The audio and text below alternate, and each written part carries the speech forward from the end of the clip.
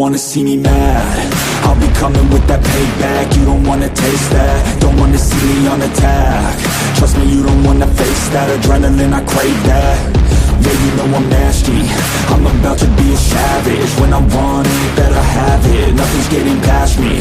About to take this to the mat, and you'll be wishing you could take it back, yeah. Like an assassin, I'm praying. I gotta act on a craving. I'm coming after, I'm chasing. I'm gonna capture, erasing. Yeah, those who cross me, you'll be crossed off, cause I'm plotting. About to pop off, you can't stop me. Winning is exhausting, but I don't plan on stopping. As long as they keep talking, I got these bodies dropping. As long as they keep walking, I'll keep making deposits. They'll find out they can't stop it, cause they'll learn that I'm a prophet.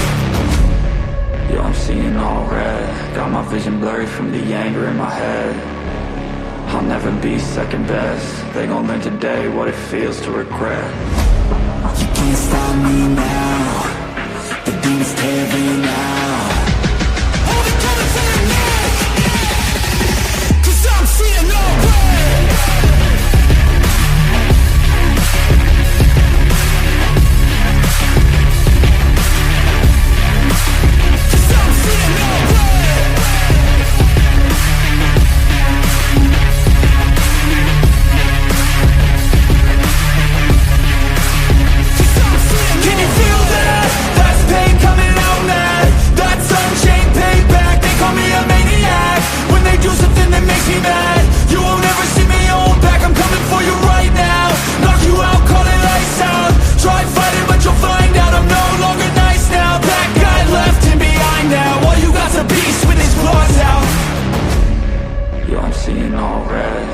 Vision blurry from the anger in my head.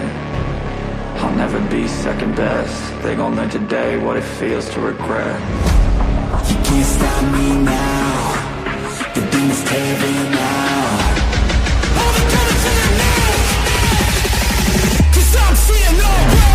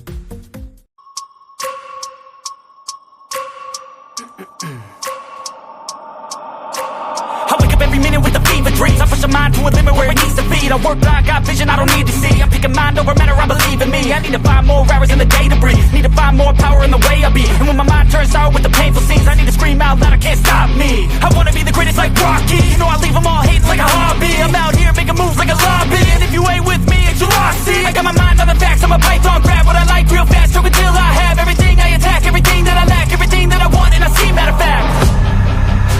Cause I'm my own worst enemy. Only if I let it be. I can control anything if I can just think carefully. I control my destiny.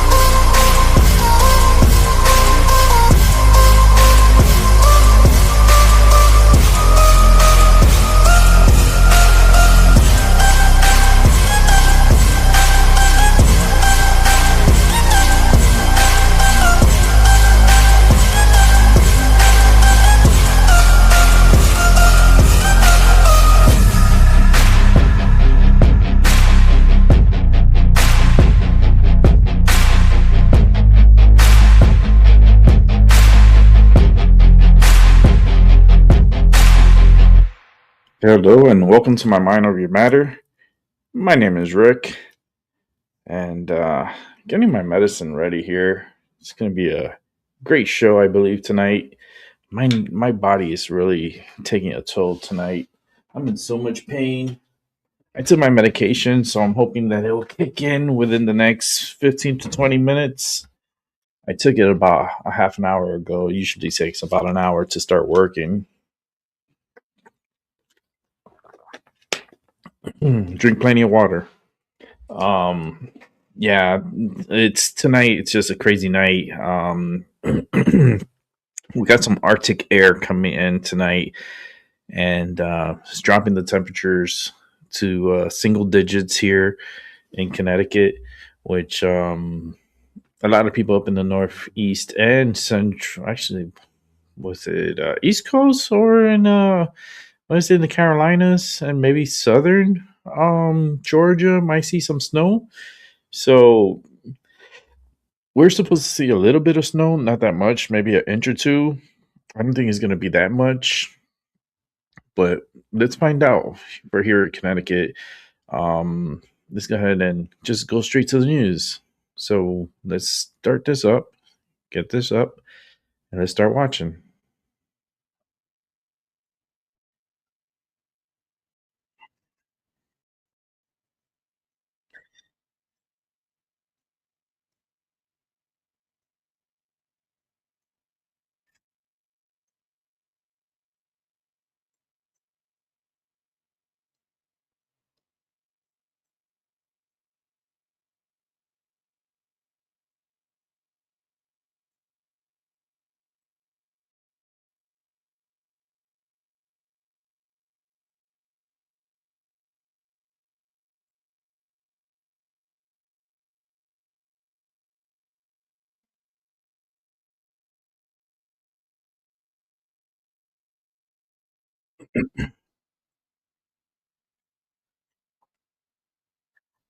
Cold here. It's really windy. It's just the wind is going to make it cold.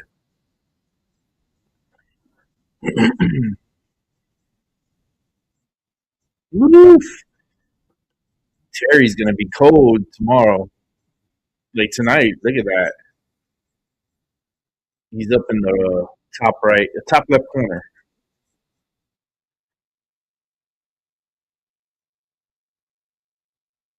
No sound. Why is there no sound? Are you kidding me? Are you for real? No sound? Oh my god! I swear to God, I'm not paying this month Streamyard. I'm not gonna pay it. I'm already made like a determination and a conclusion that I am just not gonna do business with Streamyard.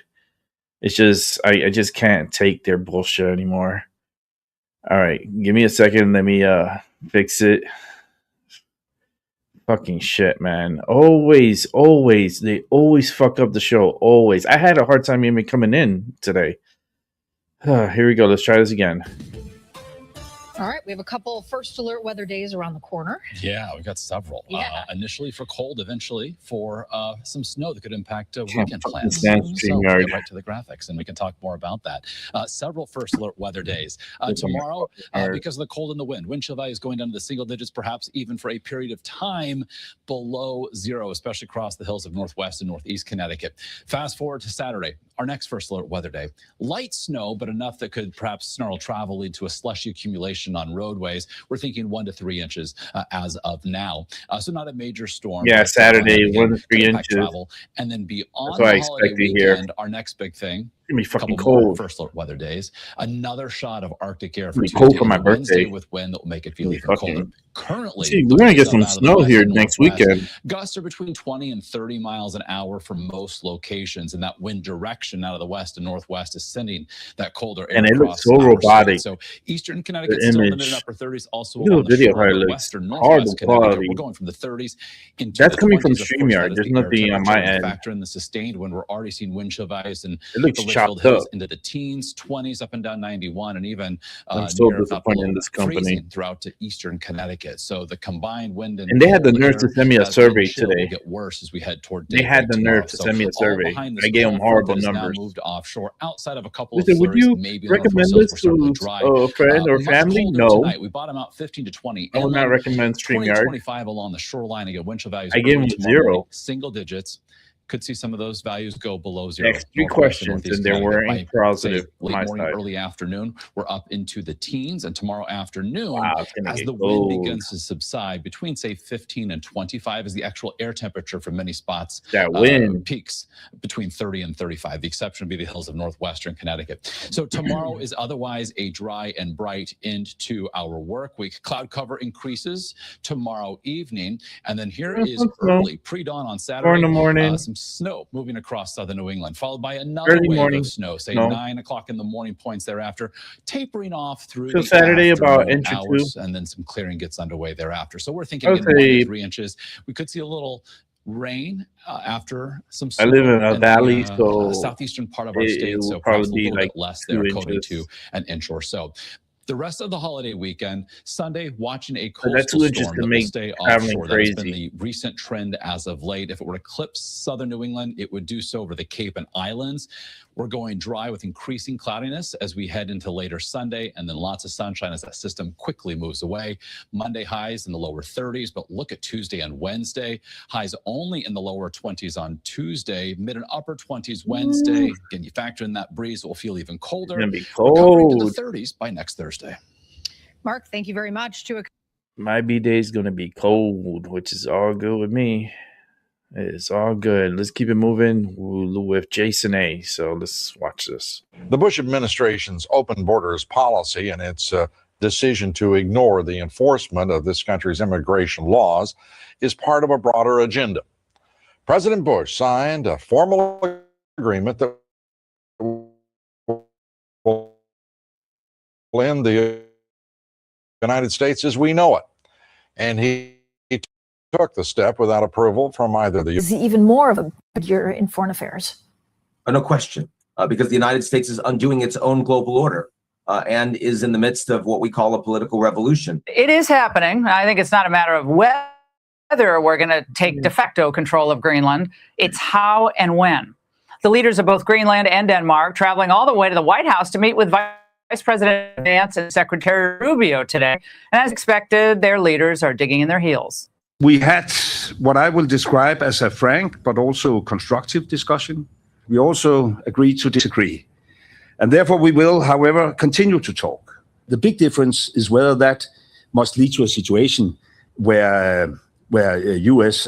acquire Greenland, and that is absolutely not necessary. I mean, the Security and Prosperity Partnership of North America sounds benign, hardly like a policy that critics call NAFTA on steroids. It's a deal that few have even heard of. It's being done again by very few people at the very top on behalf of the investment class, but the working class of people.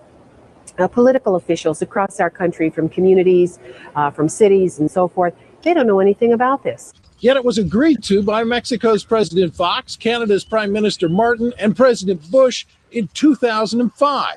Administration officials counter their critics by saying everything about SPP is on the White House website. And they say the partnership is not a treaty, but more of an outline of priorities between the United States, Mexico, and Canada. Still, some wonder why there haven't been public discussions about the goals being pursued. This SPP includes, for instance, a committee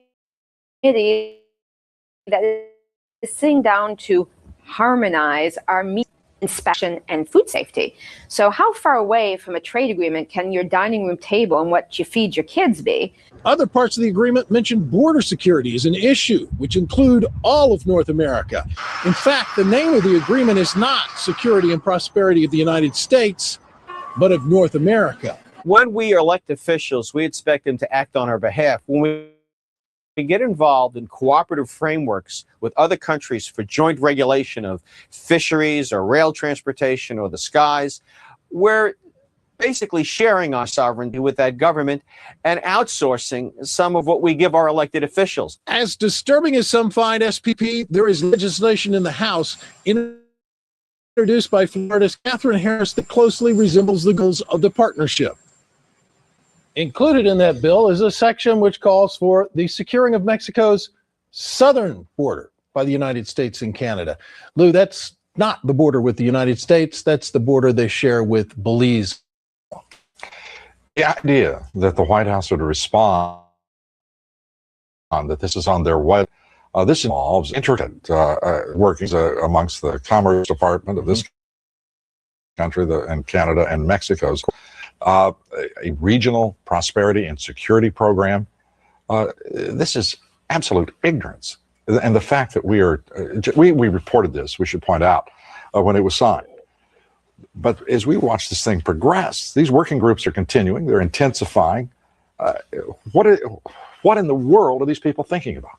Well, they say, look, these are a declaration and an outline of our priorities. And when I called them today, Lou, they said that I was the first phone call they had received literally since the deal was first signed. So people are not paying attention, and they're letting them, in fact, get away with this. You know, I was asked the other day about whether or not I really thought the American people had the stomach to stand up and stop this nonsense, this direction from a group of elites in absolute contravention of our law, of our Constitution, every national value. And I hope, I pray that I'm right when I said yes, but this is beyond belief. Bill Tucker, thank you very much. It brings us to the subject of our poll tonight. Do you think maybe somebody should take a vote if we're going to merge the United States with Canada and Mexico? Maybe, people like you and me vote. Yes or no?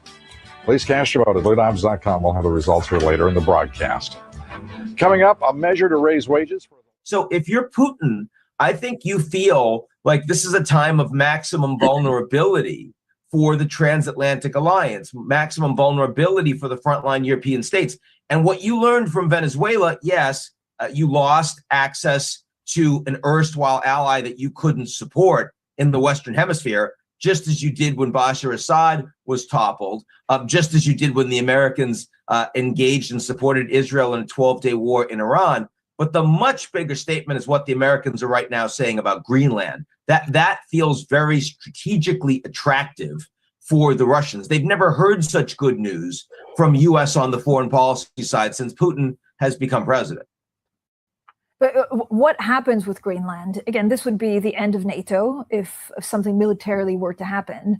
And is this really part of the Dunroe Doctrine, or is this just trying to negotiate like a real estate or see what happens? Do anything.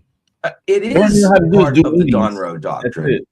If it was just a matter of security, basing agreements, listening posts for intelligence, heck, give Elon Musk a station to launch Starlink, all of that is negotiable with one of America's friendliest allies historically, Denmark. Remember, they were the country that, immediately stepped up at 9/11, sent troops to Afghanistan, had a lot more casualties per capita than the Americans did there. But that doesn't matter. The Americans aren't trying to negotiate with Denmark. The Americans are saying they want sovereignty over Greenland, and they will work directly with Greenland, both overtly and covertly.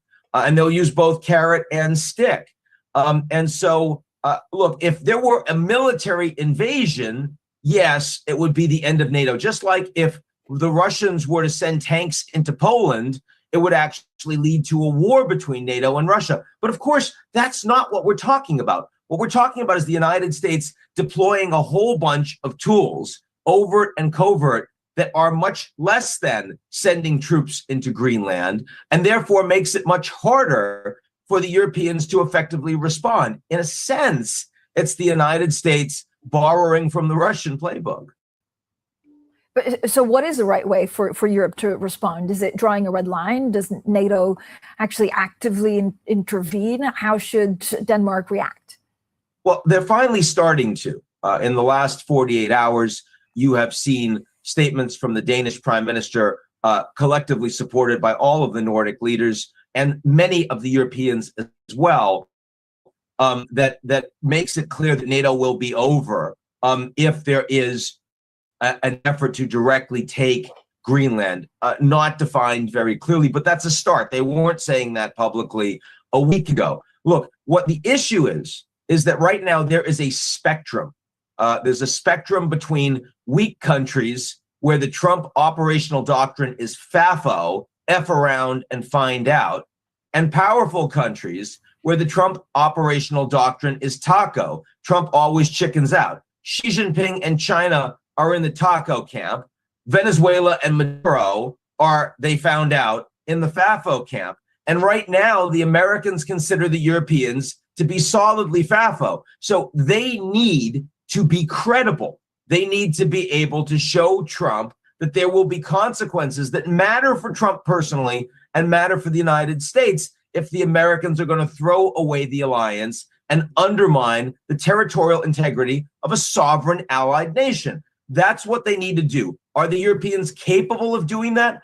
Are they strong enough to do that? Looking at the governments right now in the biggest European countries, including outside the EU, the government of Germany, the government of France, the government of the UK, these are weak, vulnerable governments, and they're going to have a really hard time responding to what Trump is serving up. Trump is aware of that, and he has a great nose for weakness and vulnerability. It's how he became a billionaire. It's also how he became president.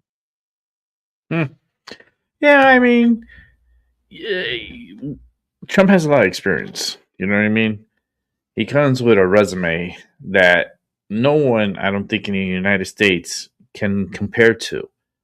Like, Trump is a true businessman. He knows finances. He knows how to bring the money, how to pull the strings, and use his ability and his strength from within to bring us, what we need from the world, and sometimes you gotta push them around with tariffs, and sometimes you gotta take out their leaders and for them to get out, to get the point. I'm not here to fuck around and find out. You're going to find out if you continue to fuck around. How about that? So, listen, Trump, he knows this is his last term. He has 3 years to pull this off. He did a lot in the first year. Second year, he's going to really tackle. I'm telling you, since I've been saying it for a long time, he needs to sign the Insurrection Act. Once he does that, all of them are going to get the fuck out. They're going to use military planes, everything to just evacuate all these people out of here. And then eventually you'll notice the prices will start coming down by a lot. Like groceries will come down, the rents will come down, insurance will go down on car insurance. Oh my God. Like, that's enough is enough. Like, it's enough that you need to get off our tit, pretty much. Get off our motherfucking tit. Everybody that comes here illegally and then they grab, they want, and they're taking all our money and they're doing all this stuff, but then, like, do we get that reimbursement? Are we going to get that money back? I don't know. I'm still waiting for the check in the mail because that bitch ain't coming yet. And I think, Trump should pay us out, for the shit that we have gone through, like suffering the 4 years of fucking Joe Biden. I would like to have at least a $2,000 check coming to me because of surviving Biden, like surviving Kamala Harris. That's enough. Like 1,000. Look, that you survived that. Here's your check. Congratulations. Like, you made it out alive, and now here's your check, and spend it with however you want. Sounds pretty good, right? If I can get a $2,000 check in the mail. A lot of people will be fucking very happy with Trump. if that was to happen, which I do see happening, which would be great for all of us. Because that's like a vacation. That's like Trump's giving the Americans here's a vacation, take a trip. $2,000, per person. Okay. So we're talking about like if depends, because they're gonna have to cap it for like certain families, because certain families got like 18 kids, and we're not gonna give them like $100,000 check. I don't think so. But if it's a family, cap it off like at 5,000 or something for a family. If individuals are 2,000, and maybe not even 5,000. Let's say for the kids, like 500, like per. I wouldn't say 500 per kid, but it has to cap it. You got to cap it, because then it just all these, the ones with the factories that pop up a kid every year, and every year they look like for that money. So it's like literally like Meet the Duggars. Those motherfuckers, they hump every year and they pop out kids every year, and it's like, and their kids were like doing crazy shit. Like, I don't even want to get into that the Duggars shit. That was really crazy, very crazy story. But we're living in unique times, man. We are, and I hope y'all ready. That's all I can say. I hope you guys are ready, because it's a roller coaster ride that's coming towards us, and you better put your motherfucking hands up, because it's gonna be a wild ride. And let's continue on with the news. On the international scene, tensions continue to escalate between the United States and Iran. President Trump now threatening military action as the Islamic Republic carries out just a brutal crackdown on anti-government demonstrators. Thousands of those demonstrators are said to have been killed by military forces, with thousands more injured and arrested. Mary Beth McDade joining us live from the News Center. She's got today's big developments. MB. Hi there, Sandy. Yeah, according to Reuters, the U.S. has withdrawn some personnel from bases in the Middle East as a precaution. This after a senior Iranian official said Tehran had warned neighbors it would hit American bases if Washington strikes. It appears tonight that President Trump is taking a wait-and-see approach. Yeah, like literally, like fuck around, you're gonna find out. In Iran is stopping, and stopping. Trump's not afraid to use an atomic weapon if he needs to. An execution or execution. I'm just saying. So I've been told that. Let Iran shoot or deploy an atomic weapon, Massive and you'll see anti-government protests that have left thousands Iran of will be Iranians leveled. dead and thousands more detained, as well as threats from the Iranian regime that executions of protesters would begin today. We'll find out about it. If it happens, we'll all be very upset, including you will be very upset. Political analyst Matt Klink reacts. The largest sponsor of terrorism in the Middle East. But by the same token, he doesn't want to get the U.S. involved in a forever war. So for him, today's comments are, we're going to watch this very carefully. President Trump had threatened to take very strong action if Iranian authorities began executions and promised to stand with anti-government protesters. I say to them, as you saw that I put tariffs on anybody doing business with Iran. The Iranian government held a mass funeral Wednesday near Tehran University and broadcast it on state TV, showcasing the regime's crackdown. While some news agencies put the death toll around 2,500, CBS News reporting that number could possibly be upward to an all-time low. Protesters are also rising up against the ruling Muslim theocracy and its strict social restrictions. They have a lot of young people in this country. They want the benefits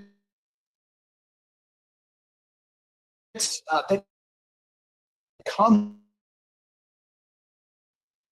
with living in a Western country. Klink says the goal is a regime change. Where the Ayatollah will lose his power and a Democrat. Yeah, I don't know what's going on. He's just, that's not me. It's not, it's not, I guess this is what it's going to be. Give me a second. Democratic government will flourish. There you go. However, I think more realistic is that they soften its tone and hopefully open more to allow the Iranian people more freedom. Earlier today, Iran closed its commercial airspace for about 2 hours without explanation.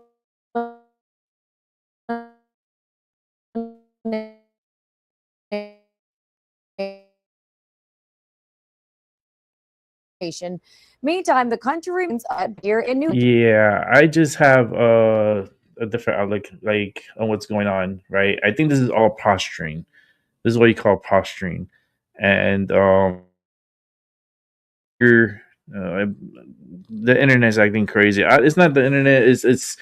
I know there's cyber wars going on right now. They're not gonna tell you guys, but there's a lot of cyber warring, like cyber attacks going on, and it is fucking with the internet. So just keep that in mind. But I got here, let me do some resizing here. A little.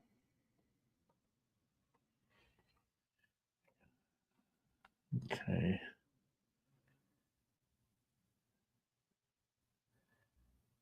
Man, it's just we're just living in just wild times. That's all.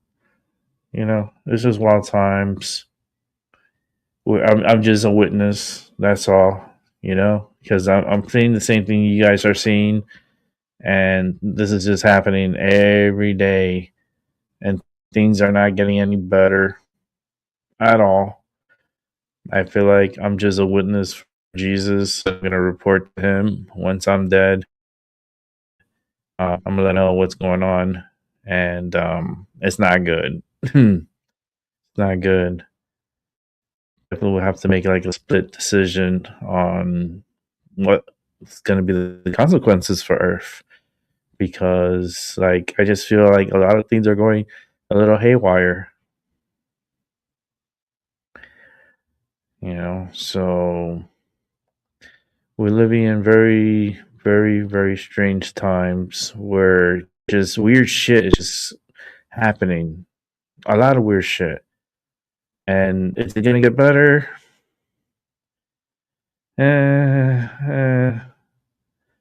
Is it?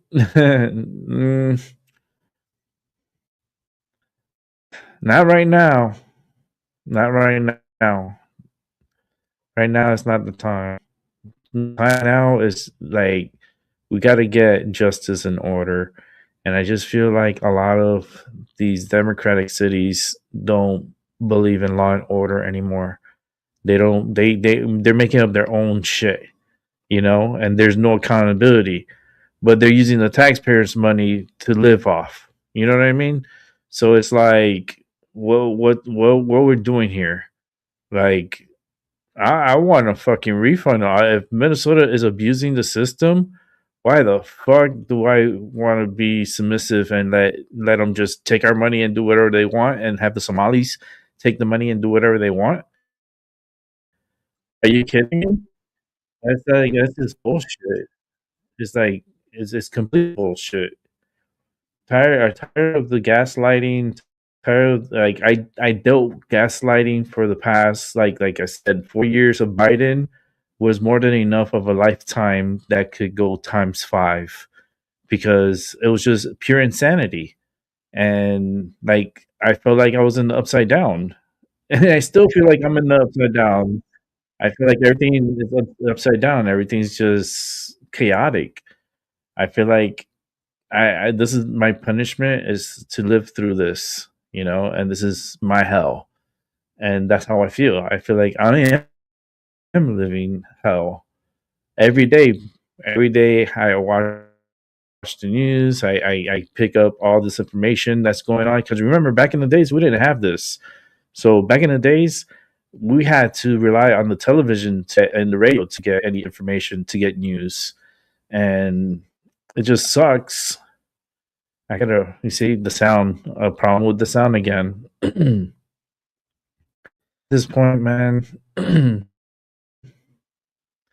just weird fucking shit. All right, what is it about? I don't know. Let me set it up here, because audio is going to be a little issue for tonight. But I am definitely going to call StreamYard and give them my 2 cents, because it's ridiculous. Yeah, it's not getting better. It keeps getting worse. Okay, which is this one? All right. And Iran's it's a big key. You know, that's a big area, and there's just so much there. And I don't want to see them, think that they're pinned against the wall and they're going to say, fuck it, throw everything and whatever, dirty weapons that they have and so forth. And they're just going to throw it all at Israel, and blow the fuck out of Israel. I mean, it's so much that their Iron Dome could pick up. It's just so much that they could do that, like,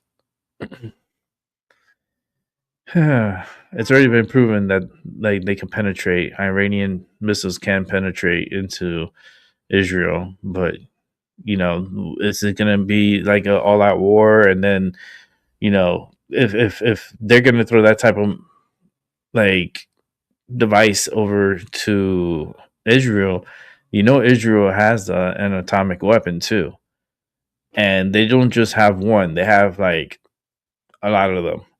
So, like, play stupid games, earn stupid rewards type of deal. Yeah, I think so. This could be it. Imagine witnessing World War III, right? And then World War III breaks out. You have Russia going against Europe. You have China invading Taiwan. You have Japan possibly attacking China. And then Korea is going to jump into Japan, and South Korea is going to jump in. And it's just World War III, There's everyone, the whole world's at war. And we're in those dominoes, those dominoes are falling. And can't wait for it to all trigger and just witness it finally, and can the U.S. defend itself from any ballistic, intercontinental ballistic missiles coming towards us? I don't know, but we do have a good friend. His name is Elon Musk, and I'm pretty sure he has fucking rockets that are capable of, modifying it and putting an atomic weapon on it and shooting it off over and nailing whichever area they want to nail over that side of the world. I mean, the weaponry is very, very high tech. The U.S. displayed a little bit in Venezuela, and I still think they have a lot more under their sleeves. That it's the U.S. is very high tech because they got a lot of these. They got a lot of these messages and so forth from CERN. They have a lot of messages that came from deep in space that they intercepted messages, and it's all transmitted and broken down. And there's a lot of shit that we just don't understand and don't know that is happening every fucking day of our lives. And even after we're gone, it's going to keep going on. So it's going to be a wild ride. Are you ready for this? It's like, holy shit, Rick, this is like super sci-fi and super like fantasy. And all craziness all together. You know, it's like, yeah, it is. It is. This is like, I don't know how humanity is all gonna go out at once, but I would like the world to blow up just to be, fair, and everyone goes at the same time and everyone dies at the same time. That'll be a great like thing to happen, right? Because listen, Earth has been hit before. Earth has been blown up before. We are like scavengers. We were dropped off here. We weren't born out of the ground and just came out like a flower and here you go, you're a human now. Like, no, everything here has been dropped off here. We are all refugees. We are all aliens. And the fact that we were born on this earth, but then we're protecting our like areas like it's ours. It's ours. It's very selfish. But that's where we're at, and we got to follow the rules. So the Somalis are going to have to end up going back home, and Omar, I don't know, she's going to probably have to send her to Alcatraz with Nancy Pelosi and all her other coons, and send them all to the freaking Alcatraz, the original Alcatraz. And Nancy's gonna be like, at least I can see the Golden Gate Bridge. Yeah, you'll be able to see it for the rest of your life because you're gonna spend life in jail. All right, let's keep on with the news. Former CIA covert operations specialist Mike Baker joins me now here in New York. I want to know, does the CIA know exactly what's going on inside Iran? I presume the Israelis do. I figure we do too. Yeah, if the Israelis do, we probably have a very good picture, right? No matter how close you are with your allies, your liaison partners, so you never expect that you're going to get 100% sharing of information. But look, they went through an internet blackout, a communications blackout. The whole point of what the regime has been doing over the past few days has been to hide the killing, to limit the images that come out of there. The big concern that I've got is when you say help is on the way, you give enormous courage and strength to the protesters who are risking their lives and to the thousands who have been killed. If that help turns out to be diplomatic pressure to stop the killing or some additional economic sanctions, we're going to get the same result here that we've had for decades, which is protests, in this case, much bigger protests spread across all 31 provinces. And then it's going to stop because the regime will kill their way out of this unless something changes. That's been their track record. So my follow-up question is, do we know where their generals are? Because the Israelis do, and we can always threaten to kill them. Well, and that's the thing. Demonstrators. When they say help is on the way, what does that mean? Does it mean kinetic action? Yeah, there's a missile going to his bedroom. Right. I mean, and what do? Do you target the military facilities where they're housing the units that are responsible for going out in the streets and stopping the protesters? Do you go after specific generals? Now, the Israelis took out a lot during the 12-day war. But again, the big concern here is if this ends by the White House saying, well, they've agreed to stop the killing. Oh, great. Okay, so they've killed maybe upwards of 20,000 people, depending on what conservative estimates are. Conservative estimates are 2,500, 3,000. Likely estimates, the top end is maybe 20,000, something above that. So you're probably in that.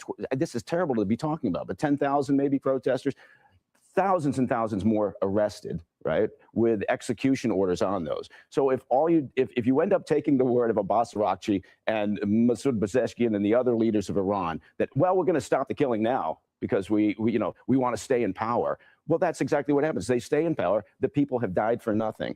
And so we will I'm concerned. know if they started again. We will know. Well, we'll have a pretty good idea. But I guess my point is, without some meaningful help on the way, the protesters will end up finishing this. I want to bring in, change the subject to Venezuela. Something interesting is coming up here. There you are.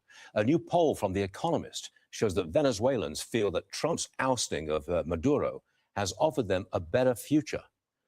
That's interesting. That's a poll right from internal poll inside Venezuela, a reputable poll. They like us. Yeah. Do you think we'll try to install Maria, I forgot her full name here. Yeah, Machado, Corina Machado. Do you think he'll try to install her as the next leader? I think that's where this is going. But the problem is you've had a bit of a reshuffling of the deck chairs here, right? So all the same cronies of Maduro are still in charge. Part of that is because of the lessons we learned in Iraq. I think what they did was they looked back in the old days, right? The Wolfowitz plan. We fired the entire Iraqi military structure. Chaos shortly thereafter. I was out there, and it went south very quickly. So I think what they're looking at is how do we do this transition? Because their concern is, does Machado have the ability, and her people have the ability to gain traction with the existing military and the security apparatus, right? They're still there. So you have to figure out a way to either move them out in a logical fashion, right? Or get them on board with this transition. The CIA has got to be in there. You know what? I have no idea. Thanks for let me just get this in. This is just coming at us. The U.S. military has just apprehended a sixth oil tanker in the Caribbean. Mike Baker, thanks very much indeed. Sure, thank you, Stu. Sure thing. Wow, let's keep it moving.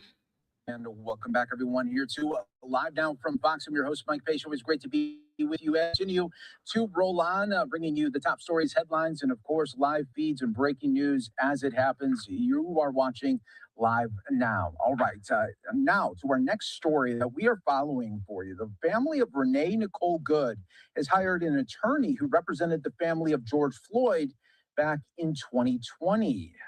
The prestigious law firm in Chicago has been retained by Good's partner, her parents, and her sibling as well. The law firm represented Floyd's family after his death, which ended in a $27 million settlement. For more on this, and we want to continue to bring you the very, very latest insight and analysis. We bring in our next guest to help break it all down, Eric Schwartzreich, attorney and a legal analyst. Thanks so much for being with us here, Eric. And tell us a little bit about this law firm and what this move makes for the family here. All right, good evening. So the argument that's going to be advanced is it's about authority, it's about adherence to the law. And the argument they're going to make is, did the federal officers act within the scope of their authority, and was there adherence to the law? The causes of action, because these are federal officers, are going to be limited. They're going to look under the Federal Torts Claim Act, which is a very limited law. And what you have to do under that law is you first have to notify, in this case, the Department of Homeland Security. They have 6 months to either respond, to either admit liability, which that's not going to happen. That'll be a cold day in hell, or to deny liability. If they deny that liability and there is no jury trial right there's no discovery, there's no depositions, then you can go into court and it's going to be a bench trial. In other words, in front of a federal judge. And it's different than a civil rights cause of action, which would be a Bivens claim. We hear in state court these 1983 actions, and then a Bivens action, and they can file both at the same time. The argument can be whether constitutional rights were violated. Fourth Amendment, unlawful search and seizure. The Fifth Amendment, the unusual cruel punishment. And what this does is send a message. They hope to try and get a fact-gathering process, to do an independent investigation, and to let the federal government know that there's going to be a lawsuit, and that they're looking for accountability. So that's where that comes into play. Eric, tell us just how big of a factor. Last week we saw the video released of the officer's cell phone footage of when the officer was hit and the gunshots rang out. Tell us how that will factor in to this case here. Well, that depends, right? Verdicts or people's decisions, they don't necessarily come from facts. They come from how people view things, the lens in which they view things, how they understand the law. So it's really not clear cut here as to whether or not you want to look at the videos. You have the federal government, saying that this was justified, this was a lawful purpose, they were attacked, that Good tried to run over the officer, his perception, he's had an experience before where another car tried to run him over. And really what it comes down to is, how do you view this? What side of the fence do you sit on? So we're seeing all these videos, we're seeing protesters, we're seeing the federal government weigh in, and in this case they weighed in pretty quickly, because typically you'll see an investigation. It's not often that there's a statement authored by the Department of Homeland Security, or the president saying nothing to see here. So a lot of it really depends upon how the viewers or a federal judge or a jury, because 12 different jurors, I mean, it shouldn't have been the book or the movie 12 Angry Men. It's really 12 biased people or 12 biased life perception people. How do they view it? Because 12 different people in federal civil trials are unanimous, can view something completely different. Was this justified?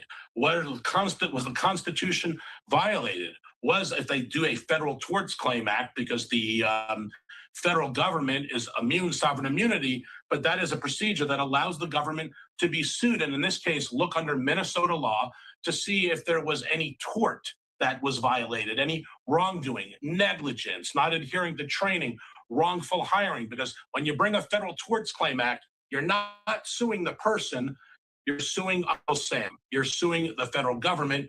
You don't even get federal damages there. Under a Bivens cause of action, then we're looking at these constitutional allegations and these perceived or actual, if they existed, constitutional violations. Was there unlawful search and seizure? Under the Fourth Amendment, was there a due process violation? Under the Eighth Amendment, was what happened to Miss Good cruel and unusual punishment? And what timeline do you see all of this taking? Well, it's very difficult under the Federal Tort Claims Act because first you have to put on notice the federal agency here, Department of Homeland Security. There's a 2-year statute of limitations, but once that's filed, and I imagine that's going to get filed quickly, the government has 6 months to either say we admit or we deny, and then that can move forward. At the same time, you might expect the Bivens actions or lawsuit to be filed where you're going to have a jury trial, but you have to be careful when you do that, because if they lose under the Federal Tort Claims Act, they can also be precluded from suing the officers under a Bivens action. So I expect it'll move quickly. I expect different lawsuits, and there's also going to be a civil investigation done by this law firm, because the federal government has said, we're not going to cooperate with the states. We're not going to give discovery. So what you're going to expect the civil law firm to do is to go out there, preserve, collect evidence, interview witnesses, and try to do everything they can to collect the evidence. And it should move rapidly, but with the cooperation going on between the state and the federal government, I mean, this is something that could take years. Very different than the Floyd case, which Romanucci, who's the attorney that was hired, was involved in getting that verdict, a negotiated settlement in that case. Could the officer sue the estate of Renee Good? Listen, the officers would have to make a claim. I mean, we've heard reports about an officer having internal bleeding, that an officer was almost run over. So if this, if Miss Good or a person did something that was improper or violated, that officer's rights, or committed a tort or a battery on that officer, an officer can, in return, bring a lawsuit against an individual. In fact, that will happen sometimes. And lastly, Eric, non-legal minds looking at this would say, okay, this is much different than the George Floyd case. George Floyd was going about his business, doing what he was doing that day, and then wound up dead.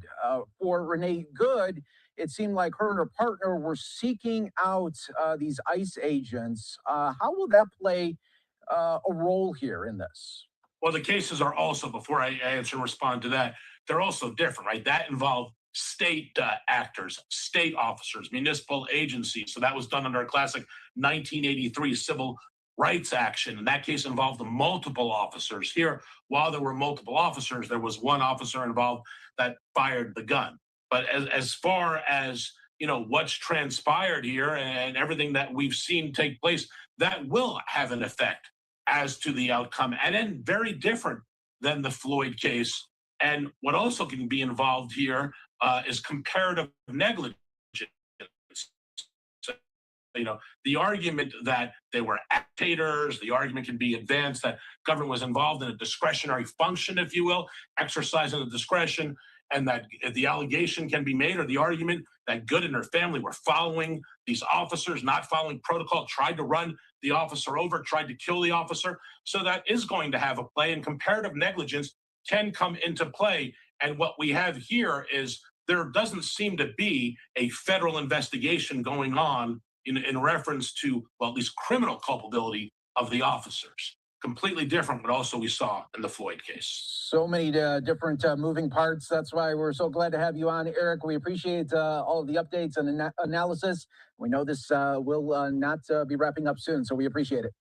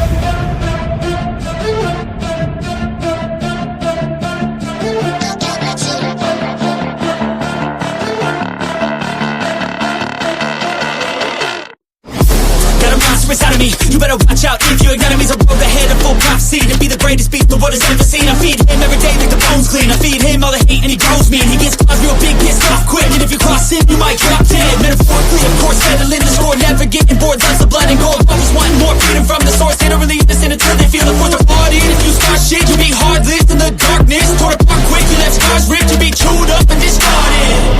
And this world ain't right, won't accept it. Negative energy, I expect it. Once it's in your mind, it's infectious. So fight for your life and reject it. You better give me space, I'm protective. My adrenaline spikes when I'm threatened. And if you stay in my way, I'm aggressive. Cause when there's no exit, I'll kill when I'm desperate.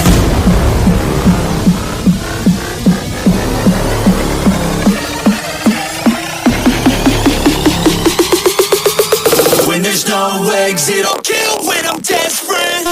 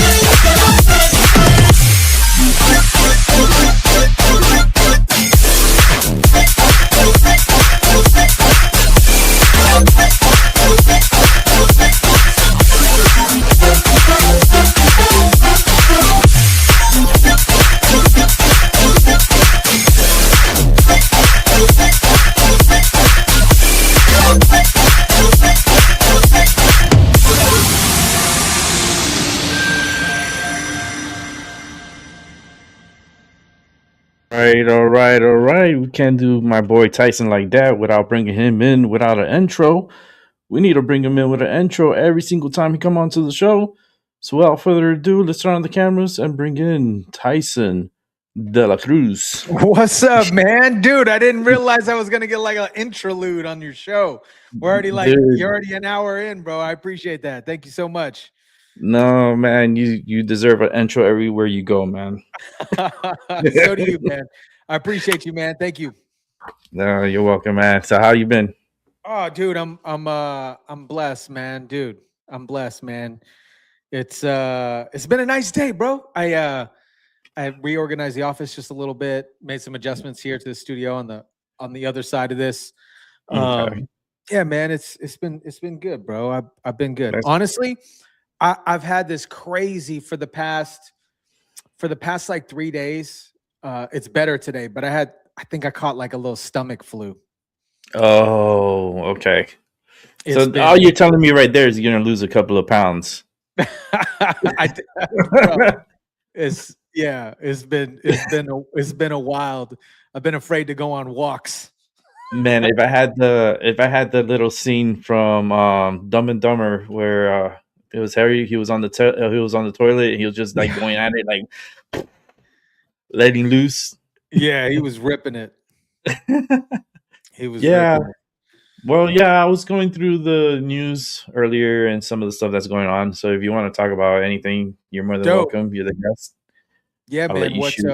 I saw that you were just talking about some of that Renee Good bull crap situation.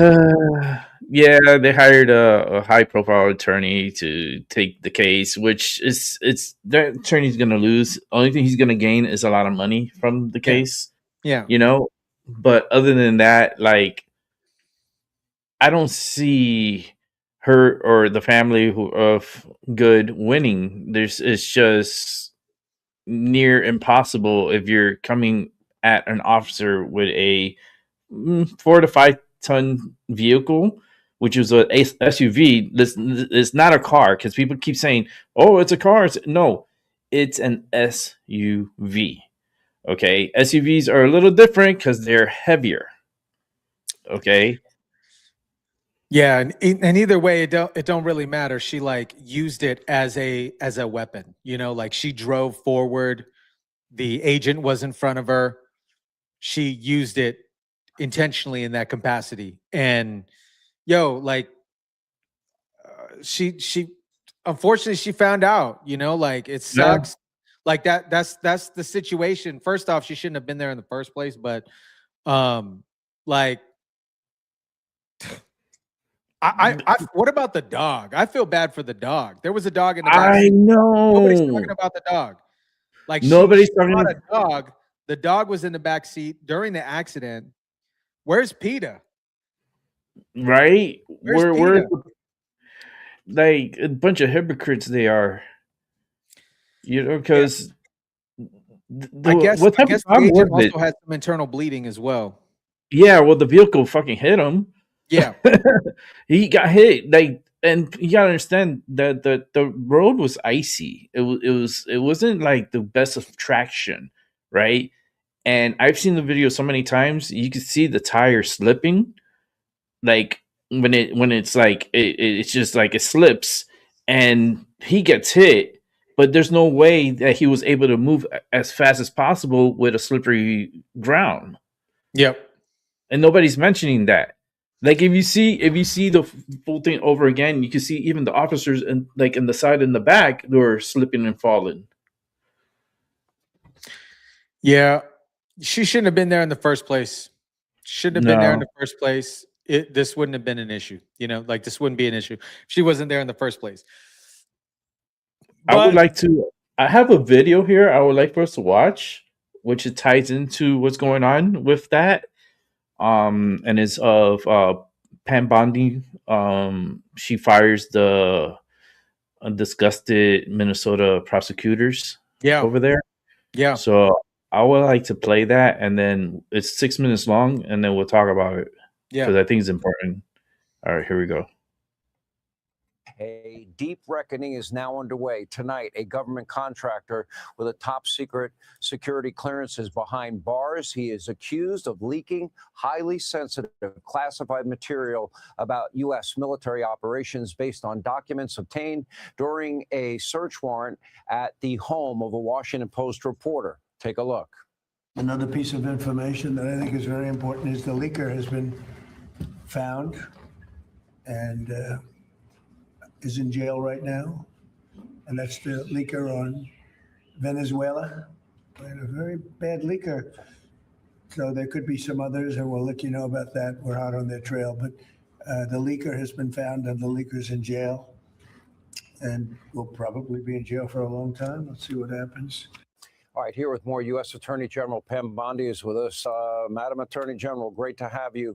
All right, when we're talking about leaking about a military operation, if somebody that has top security clearance, in fact, does that, they are putting troops directly in harm's way. What can you tell us about the case, in this particular case, others that may be involved? And when does the press maybe cross a legal line? Because the press is obviously involved in this also. Yeah, and Sean, in April, I did a memo rescinding Merrick Garland's memo saying that reporters will not be subpoenaed. We will not look at reporters' phones. I rescinded that because we have to protect our classified information and the heroic men and women in the military. And Sean, the First Amendment is a bedrock principle, but this isn't about that. This is about classified material that could jeopardize lives. And this IT guy that worked for Department of War, and Pete Hegseth has been amazing, and he's up against a lot with these people. This guy that worked, he was a contractor, IT contractor, who had classified information, is charged now with leaking classified information involving a foreign adversary. He could jeopardize the lives, the safety of our men and women in the military. So today, it's been reported that the great men and women of the FBI executed a search warrant at the direction of Kash Patel and my office on the reporter's home, seizing the devices that contained classified material regarding our foreign adversaries. And that's what we're looking into now. But the guy from the IT department is in jail. President Trump has made it very clear, you will not jeopardize the men and women in our military, and you will not leak classified information. I mean, I guess there could be a couple of scenarios. One, if the press was soliciting classified material purposefully, and maybe that could be proven, maybe that can't be proven. Or what if something is sent that's classified and the reporter had no idea it was classified? If the reporter had no idea it's classified, we have the right to have that returned to the Department of Justice. I cannot, and to the Department of War is where it belongs. I cannot talk about the facts of this case because right now it's just a search warrant to retrieve the information that belongs to the Department of War. But the guy who worked for the Department of War, he is in jail, and he should remain in jail. Yeah. All right, let's move on to Minnesota. You have multiple employees now that have resigned. They didn't like the fact that there's an investigation into some of these groups. We call it astroturfing. There are different groups, even crowds that you can purchase, believe it or not, which is insane. And they didn't want to be a part of this. And you need to get to the bottom of is who might be financing the instances that would be putting ICE agents' lives in jeopardy. Isn't that legitimate? That seems legitimate to me, especially in light of, you know, an 8,000% increase in the threat level and a 1,300% increase in, you know, attacks against these guys. Yeah. Sean, we support Secretary Noem. We support our men and women of Homeland Security and ICE who are out there taking predators off the street every day around the country, and they're doing it in Minnesota. What happened in Minnesota? We had 6 prosecutors who suddenly decided they didn't want to support the men and women in ICE. One of them was busy doing a photo shoot with the New York Times while ICE was out there risking their lives. So they said, we want to resign, but we want to use our until April, meaning they wanted the taxpayers to pay for them to go on vacation because they decided they didn't want to support law enforcement. So the breaking news tonight, I fired them all. They're fired from the office. And our U.S. attorney, here, Rosen, he's great. He was just confirmed 3 months ago. So he has his hands full. And that's what we're facing around the country, the deep state, in many of these offices.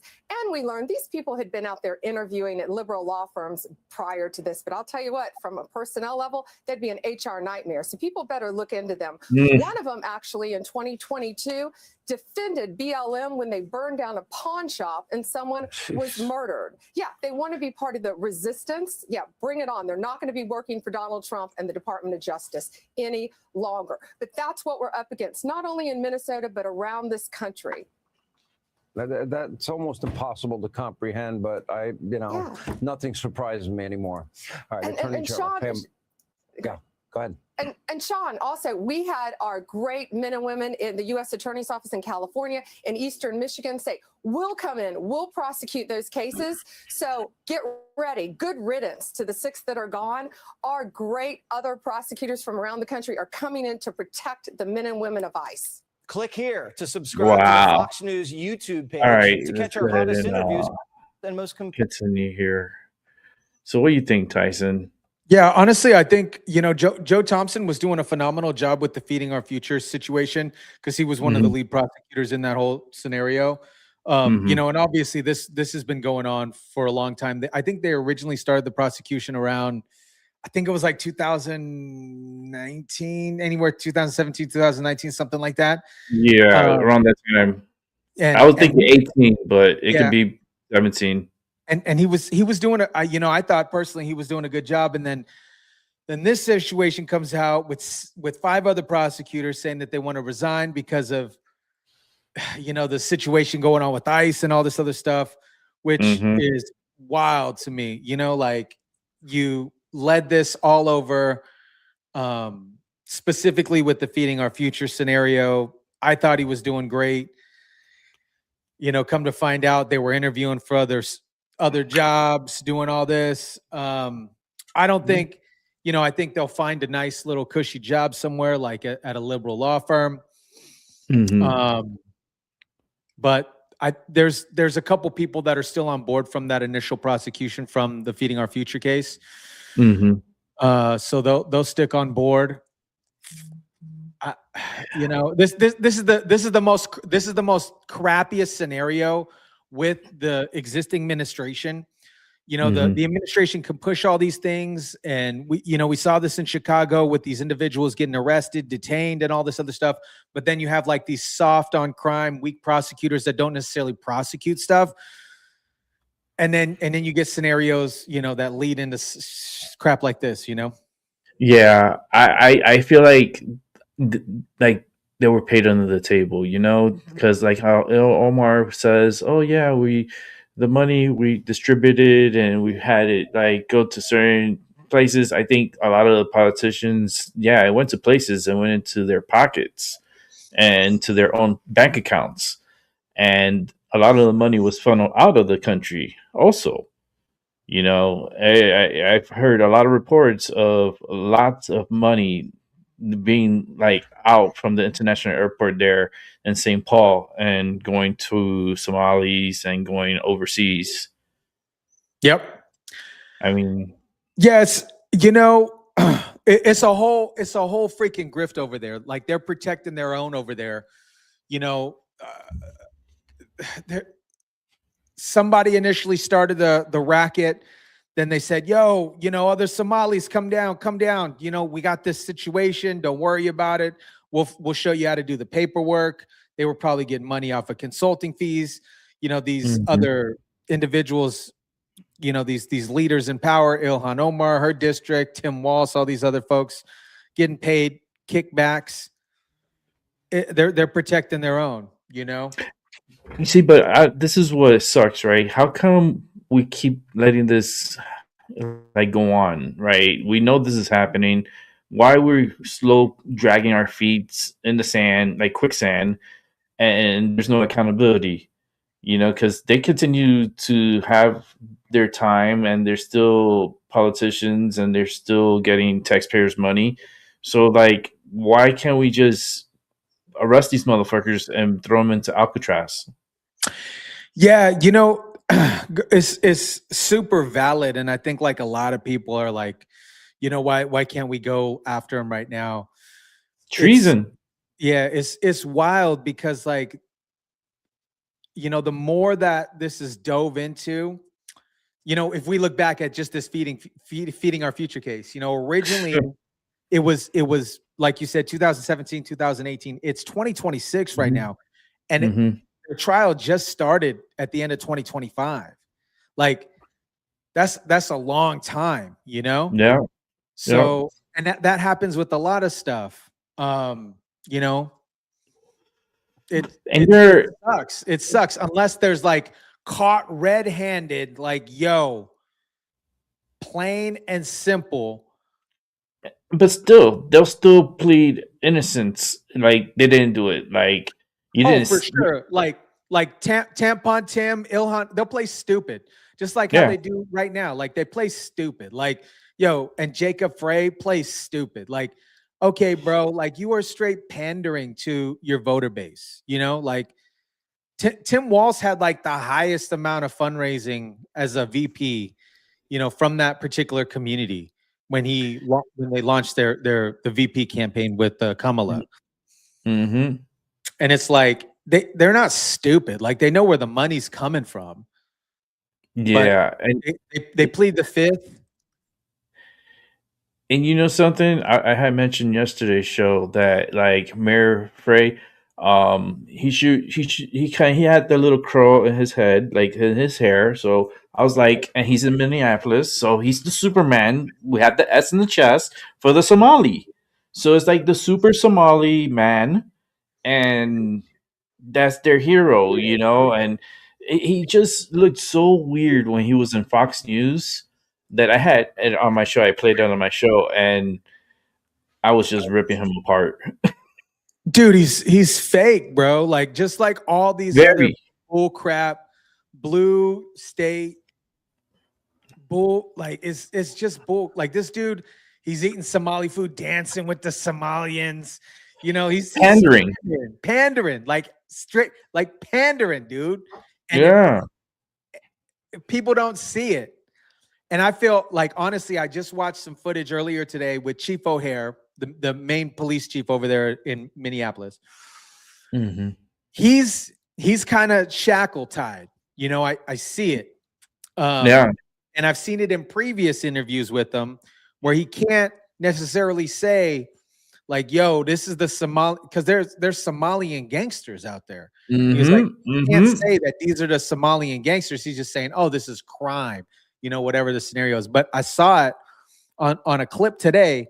The dude was like, whoa, because Jacob Frey said, oh, we have to, you know, attack ICE and all this other stuff, or hold the line. And the police just like, whoa, bro, like, I'm not doing that. He looks so. Have you seen his body language? Like, his body language is so stiff, and he's like this, and he's looking down, and he's like, fuck, I put myself in this predicament. Now, what the fuck do I do? You know, I can't say shit because then they come after me, and, you know, I don't want to lose my pension and all my benefits, but what the fuck do I do? But he still talks like, you know, the puppet that they pay him to do. And he always like this. He's always like, and then he makes himself like with this big ass jacket, like, and it's like, I don't know, man. You know, that's the hand that's feeding him. You know, that was his choice to get in that scenario in the first place, and now he's in too deep to get out. Yeah, he can't get out. He's trapped like in this quicksand, like, and it's unless something happens to Frey, or, you know, unless he decides to resign. But I'm sure he's playing I don't know how long he's been in that position. I don't know his pension, but I'm sure he just got elected. He just got elected to that position last year. Chief O'Hare? No, Frey. Oh, yeah.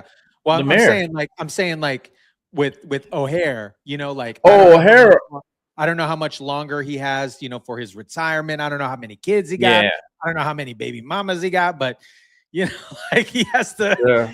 He's like, dude, well, maybe I got 2 more years to deal with this crap, and then I'm riding into the sunset. I don't know, man. These fools are all puppets to the game.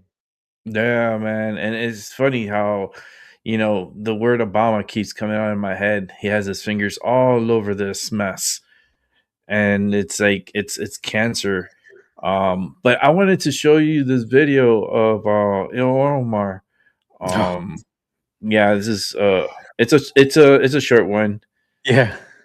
Yeah, let me set it up here. Here we go. Let's welcome to the show. Look who's here. Fox News contributor Joe Concha. Joe, what do you make of this? What do you make of Congresswoman Ilhan Omar here claiming this is just a PR stunt when the DOJ, FBI, DHS, IRS investigating? Even Governor Tim Walz, AG Keith Ellison, Mayor Fry says all of this crime must be stopped. Yeah, Elizabeth, I guess if Baghdad Bob had a long-lost daughter, I think we just found her. It's Elon Omar. I mean, the lies that she is telling, and you may notice all those clips you played were from a network I guess is called MS Now, where she could just say these lies, not be challenged, and have bobbleheads in terms of so-called anchors nodding along when, as you said, when the top officials in the state, not exactly the most honest folks in the world, whether we're talking about Tim Walz, as you mentioned, Attorney General Keith Ellison, the human broomstick that is Jacob Frey, all of them admit there is fraud that has happened in Somalia. I'm sorry, I almost called Minnesota Somalia, Mogadishu, in Minnesota, to the tune of $9-10 billion.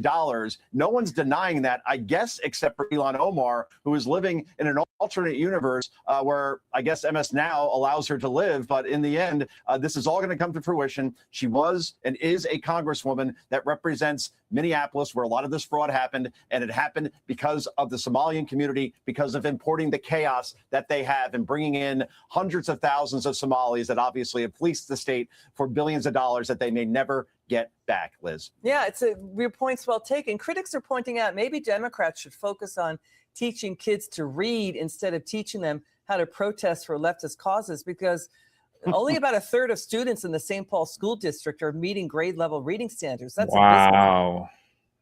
That's sad. Wow. I mean, you're talking 1 in 3, right? Only are at a reading level in a major NFL, Major League Baseball, hockey city. That is just absolutely inexcusable, especially the fact that the governor, Tim Walz, used to be, a teacher. So you'd think he'd care a little bit more about that. But yeah, you're right about that. Just made in everybody cities across the country, quite frankly, more reading, more writing, more arithmetic. And I think fiscal and financial responsibility in terms of credit, mortgages, how to save, all these things should be taught instead of, hey, let's go out and yell at ICE, who's expelling the worst criminals that this country has to offer. And by the way, these people entered the country illegally. They're sex traffickers, child molesters, rapists, and murderers. And we're going to support or oppose the people that are trying to get those people out to make the politicians on your screen actually look better. It's a whole bowl of wrong, Liz. Got it. Joe Concha, you're wonderful. Thanks for being with us. It's good to see you. All right. Our girl, Ilhan Omar, what's up? What we're doing with her? She should be censored. She's I mean, let's start off. She should be censored. She can't be impeached because she's a Congress, so Congress they don't get impeached. But yeah, she can be censored. Like, what are we doing here? She's garbage, man. Garbage, man. She's lost in the sauce. Yeah. Just like Tim Walz. It's I don't know if you saw, but like they literally pulled up the DHS vehicles, destroyed them. Did you see that? I think I have a video of it. Hold on, let me see if I have it. Last night, super late. They there was a traffic stop. They Antifa militia surrounded DHS vehicles. They started banging. The individuals left. These people wrapped tow ropes in the weapons cabinet in the trunk, ripped it out. Yeah, it's basically like a safe. has weapons, you know, the documents and all this stuff, and it has the missions, all this other stuff, the warrants. I'm gonna bring it up. I'm gonna bring it up. I'm working on it. It's a shame, like, bro, you know, and that's a whole different story, right? Like these Antifa militia people doing this stuff to incite violence. We saw this with this George Floyd bull crap too, you know, like Minnesota needs to get their stuff under control. Like it's a city, it's just burning, bro. We see it with George Floyd. Yeah, it was so, you could tell it was just so fake. I mean, let me set it up here real quick. Because my keyboard is not working, so I'm doing everything out of the mouse. And it's not Mickey Mouse. It's a good mouse, but it's not Mickey Mouse. I think I have it. Yeah. Here. We'll put this one up. See if it's it. There we go. Let's put the sound up. Look at this. How is that peaceful? No, I know. How is that peaceful? Like, this is illegal, bro. Like, I need some explanation. What's on here?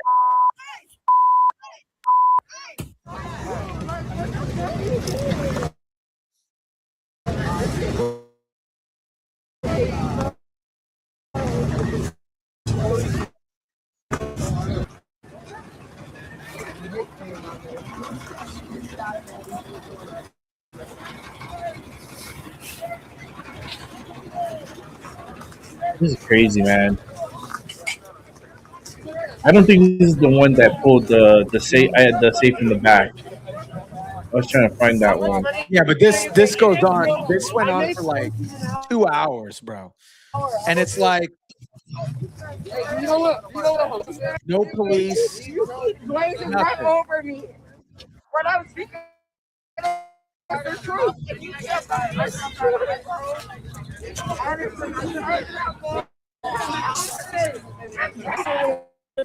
Great. Yeah. Well, I'm black.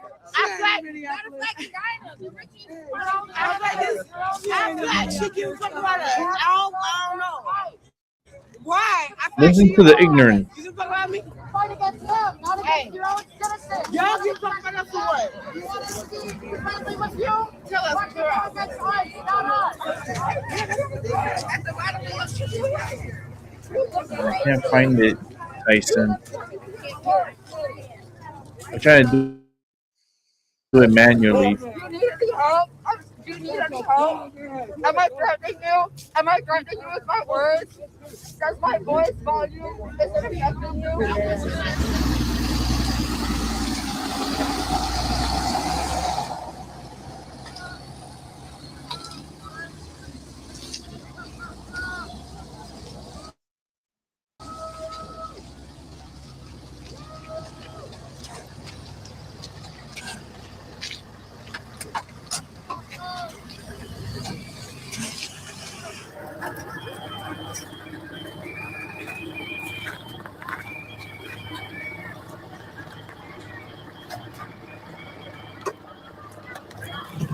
You see, and that comes out of our pocket. We gotta pay for this. This is taxpayers. We gotta pay for this. But this shouldn't be happening.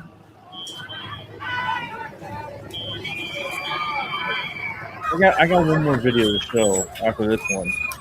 This one's really gonna piss us off, Tyson. I'm just letting you know right now.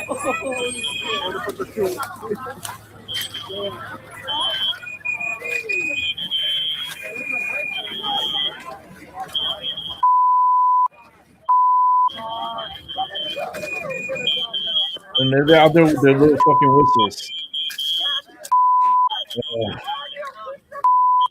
Why can these people just not get arrested? Why can't we not arrest these motherfuckers? Like, look what they're doing. Look, taunting the police. Are you kidding me? And the police just stand there. It's Minnesota. Like a third world country right here. What's going on here? Look at all the documents. Dude. And they took weapons. They took weapons that were in that vehicle and the bullets to those weapons.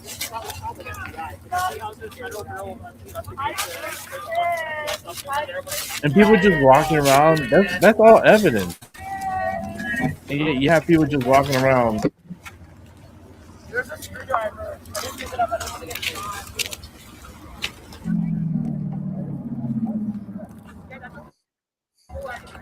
Like, why are these people mingling around? All those people should be arrested. They're touching federal papers. They're not supposed to be mingling through that. Yeah. Oh yeah, here's the screwdriver I found earlier. Yeah, because I remember. Let me set it up here. Here we go. Our boy. Here's our boy.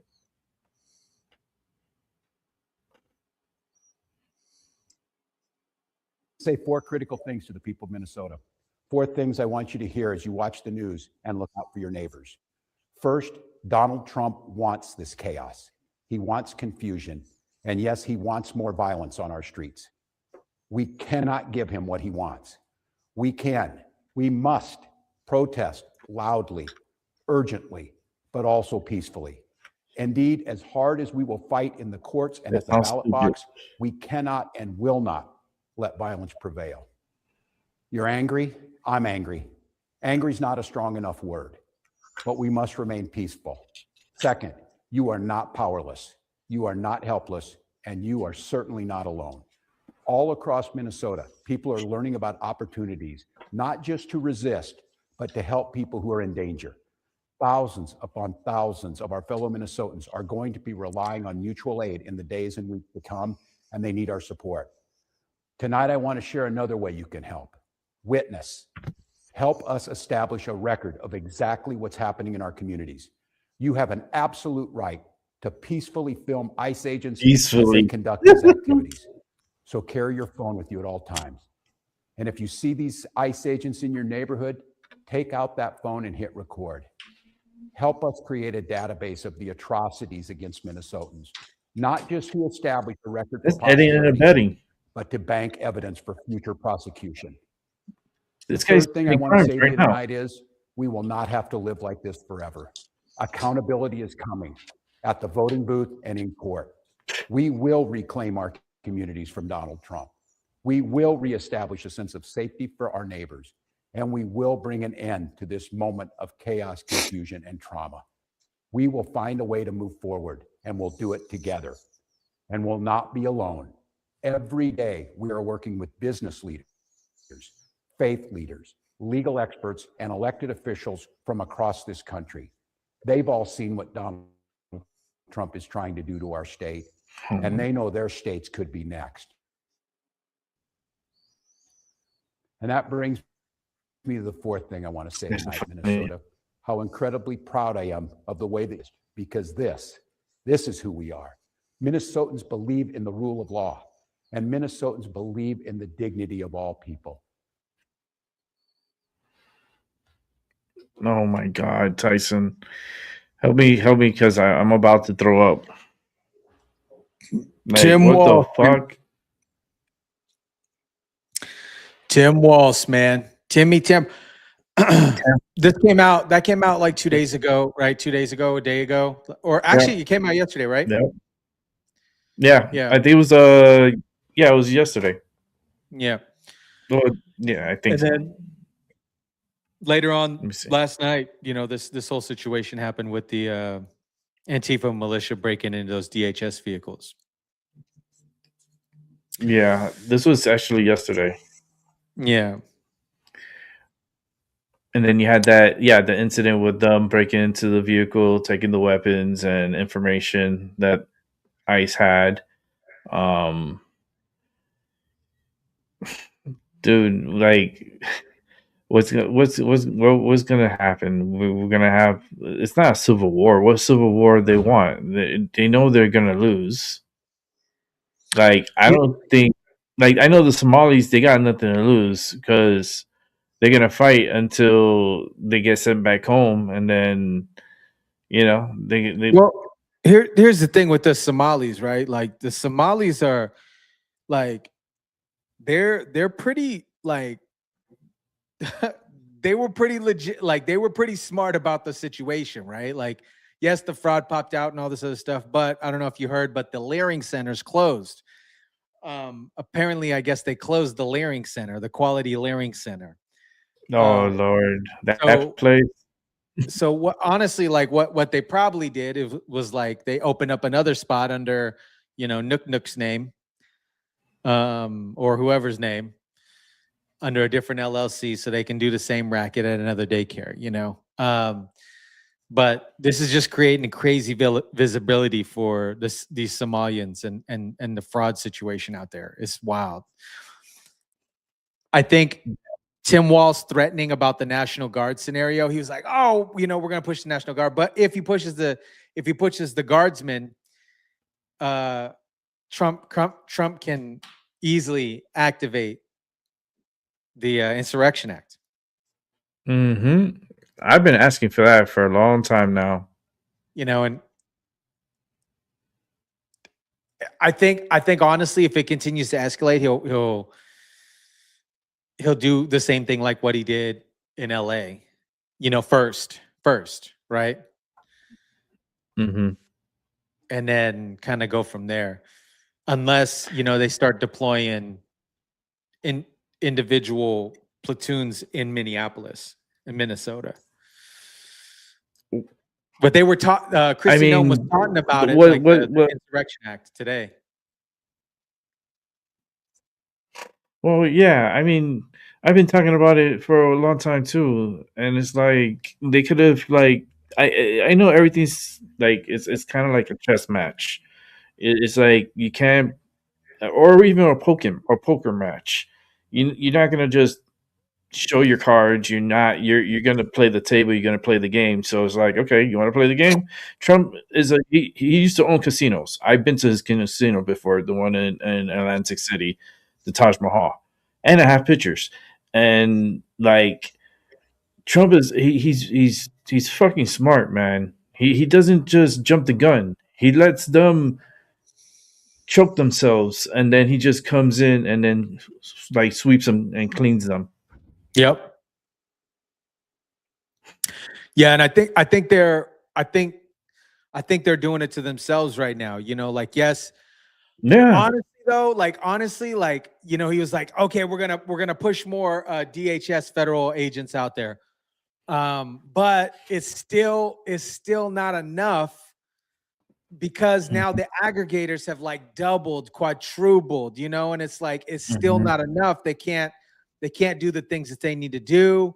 So I think they need to double up again if they really, really, really want to hit it. And then honestly, just like what we started seeing, like checking these fools, these aggregators, checking them, because they don't need to be messing with that.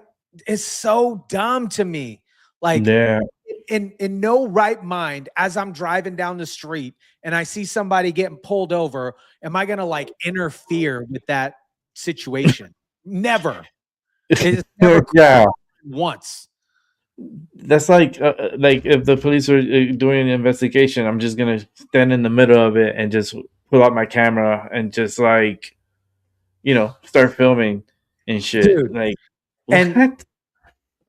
I keep thinking about this, but there's hardly any. I hardly see any black people being aggregators, right? No. Like maybe like a mixed one, every now and then, but maybe he's a little zesty or whatever the scenario is. I think we're lucky because she was white. That's the only good thing about it. Like, even her name was good. Okay, that was the only good thing about.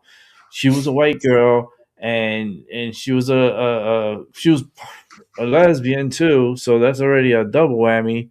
And there's just too many whammies. And then she had a dog in the car. I don't even know what breed it is. Like, but like that's reckless. Yeah. And yes, PETA should be up and screaming from the top of their lungs, but they're not. They're silenced because they're very far left. PETA is. Yeah. Yep. Yep. But like I said, you don't see too many black people jumping in and trying to aggregate federal agencies, man. No, but We got to get the hoses back out and the dogs. Yeah, but look at this. Look what happened here. Let me show you this. Give me one sec. Watch this.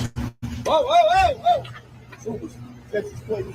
Come out of the car. Come out of the car. Come out of the car. This is how dangerous this is what's going on. Lower the window. Watch out behind you, watch out! Holy watch out in front of you, watch out in front. This is at a Walmart. Get out of the car, get out of the car. That's already there's an agent in their vehicle driving. Turn off the car. Come on. Come on. I'm going to come out of the car. Come out of the car. Come out. Now. Hey, model. And he's lucky they didn't shoot his motherfucking ass.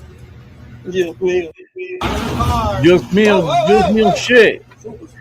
You fucking almost killed these motherfuckers. Like right there, you're blocked. You're not coming out. You just get off the car, got out the car. Watch out behind you, But watch no, out! he had to dash this freaking Watch out in front of you, vehicle watch out in front! and then hit drive. He's trying to push it, he can't. And now he's trying to ram this car. Cut it off. Now. Cut it off. Turn off the car. Come on. Cut off. I'm going to come out of the car. Come out of the car. Come out. Now. Hey, model. I got cups. Yeah, please. Dios mío. You hear that? It's like, my God. I'm surprised he didn't get blasted. But they're probably a little trigger shy. But I'm surprised he didn't get blasted. Yeah. I mean, he was trapped, so he wasn't gonna get. He can't even get out of there. But the fact that he hit the two agent vehicles, and they didn't open fire, that's really big time restraint, right? Oh, for sure. They weren't like somebody wasn't necessarily directly in front of the car, right? So it's definitely to your point, like restraint. So they restrained themselves. It was danger, but they weren't life in danger. You know what I mean? It's like they neutralized the situation once the driver realized he wasn't gonna get out and he was already pinned. So they busted the window and they got him out. And he's screaming "Dios míos!" Like, oh well, too bad. Now you're screwed because now on top of that you got charges. He was illegal too. Yeah, he looked very illegal. He looked like Honduran or from somewhere down there, and maybe Ecuadorian or something. I don't know, but he looked more Honduran. But who knows where he's from? But it looked like he was very illegal. They were watching him. They had a sting operation where they pretty much trapped the rat. That's what I'm gonna call it, Operation Trap the Rat, and they got him without opening fire or anyone getting harmed. None of the agents got harmed. So that's just a great story all around. Well executed. Yeah. No. But wild, man. Operation Trap the Rat. Trump should use that. I swear to God, I would love Trump if he used that operation name. Operation Trap the Rat. And there's a lot of rats. So Operation Trap the Rats. Oh, yeah. They're everywhere. They're everywhere, man. So They're I spread around. just got notification right now. The individual that stole the FBI weapons inside the safe of the federal vehicle in Minneapolis was arrested. Oh, thank God. Raul Gutierrez. Can we pull up his? Raul Gutierrez. Do they have a mugshot already, or Yeah. can you pop it up, please? Because Yep. I would like to see this rat. Operation Trap the Rat. Like, hold on, let me drop this one here. Okay. What the fuck? He looks like Umaga. Like the wrestler Umaga. Rest in peace. But what the fuck? So he was the one that got the weapons. Oh, he got the case. I wonder if there was a tracking. Oh, they knew it, what he looked like when they put his face. You know what? That's where these cats messed up. They were filming all this other BS, and some of the fools were grabbing phone calls, and the names of people were showing up on their cell phones while they were grabbing phone calls or FaceTiming. Yeah. And like you said, honestly, there was probably like some type of tracker on the safe or something. Yeah. An air tag. I'm sure they had some kind of device like that to track it, but they knew. I know, like they work really quick. So face recognition, AI. Trust me, the military and also the federal agents are using AI to help in their operations. But I'm sure once they put that picture in, I'm pretty sure he had a record in the system, and it was pretty quick for them to identify the individual and put him under arrest. And thank God, because like those are weapons and that can cause harm to the federal agents. Yeah. We're trying to get the weapons off the streets, not put them in their hands. Yo, what's up, Terry? Taken into custody. Let's see if there's anything else. Yeah, I was trying to see if there's anything on my end.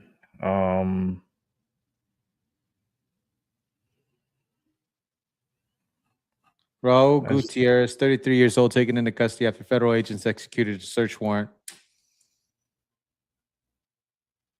They executed the arrest warrant today. He's a known member of Latin Kings gang. So he's a little essay, fool. Little essay.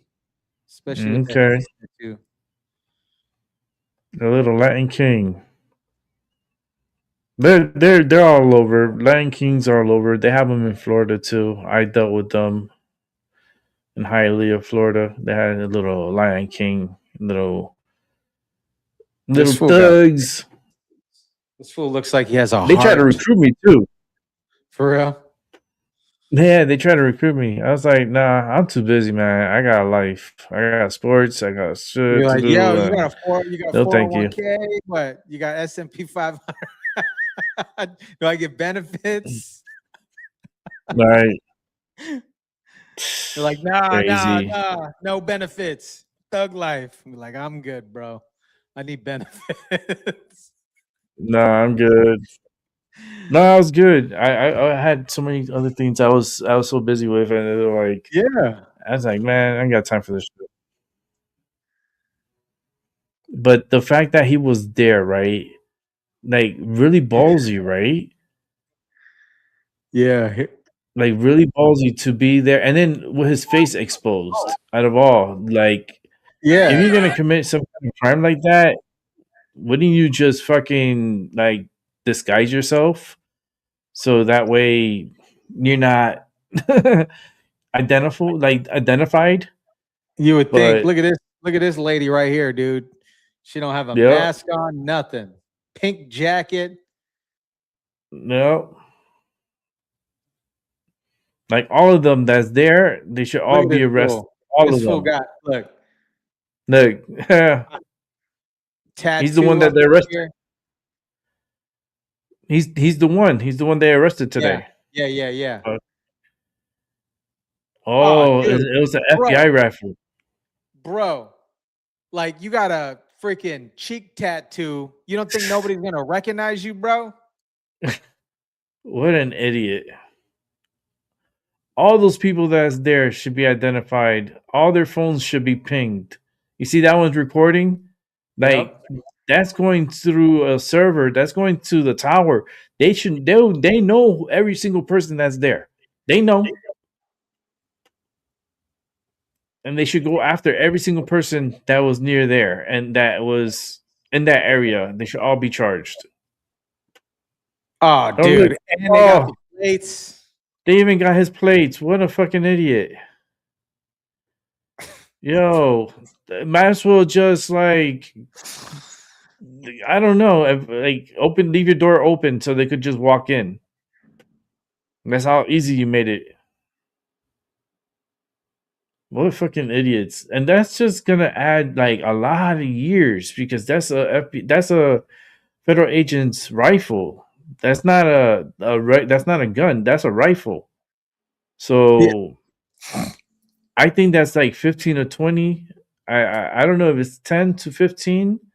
That'd be almost like breaking into a federal building, right? But it's a federal. Yeah, he could definitely get like, and if he has priors, which I believe he does. What do you mean? I think he might get 15 years. I don't think this outstanding gentleman with face tattoos has priors.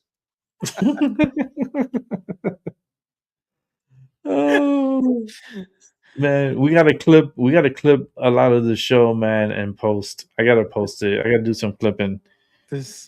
You're telling me that this little essay with the face tattoo, this outstanding gentleman, I'm sure he went to an extraordinary after high school college, maybe even a trade school. He doesn't have priors, bro.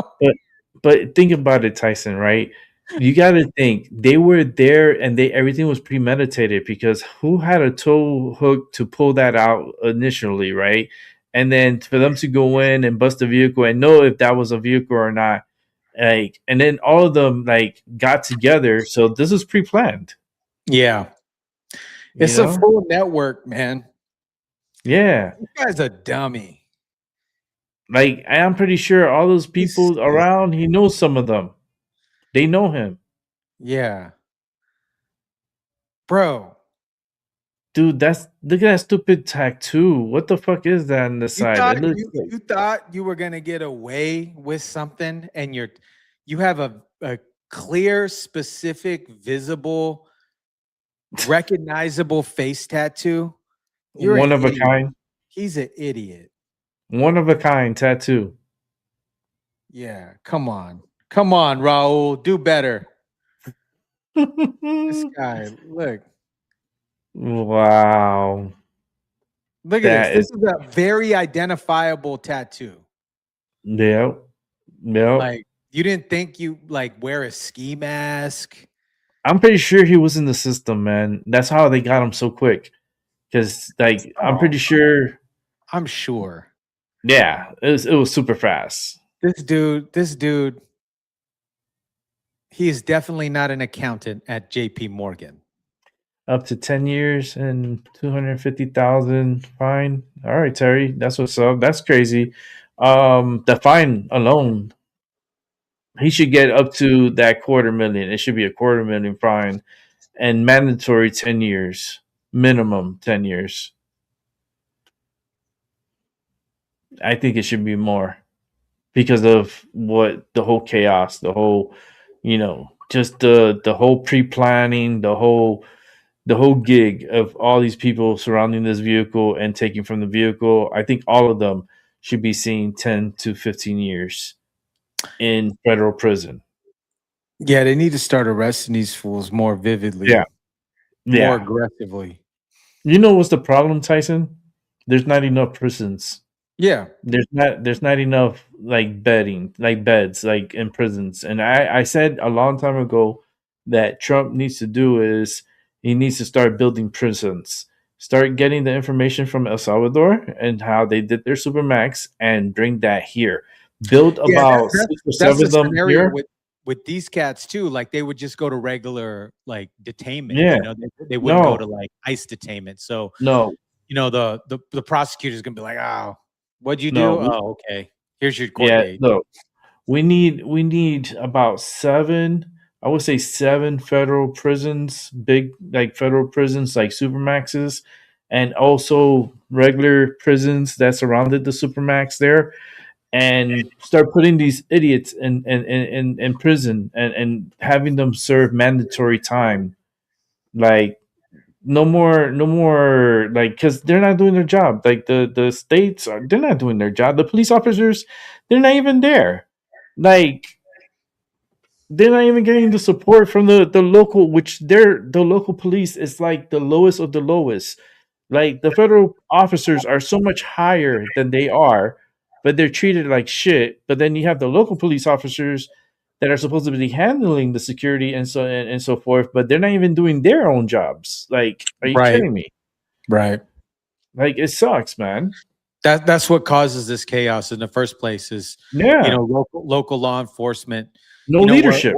Where I'm at, they've been working with ICE for a long time. Like before the Trump administration, they've always Mhm. worked with them, you know, like they have a great agreement. They've always worked with them, you know, because they come close to Mexico and all this other stuff. So they, yeah, and there's no problems, you know, like if something gets out of pocket, the police are there. Mhm. Nah. Because also, Yeah. like, then they get backing. They get physical The support. backing. Yeah. Yeah. Like, It's you a, need it's a backup. win-win, you know? Yeah. This When is you why, work together.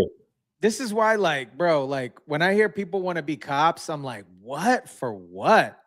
Especially in a place like Minnesota or New York, California. Like, why would you want to be a cop in these places? You better Get go shot work. at if you're trying to. Somebody was driving five miles an hour over the speed limit.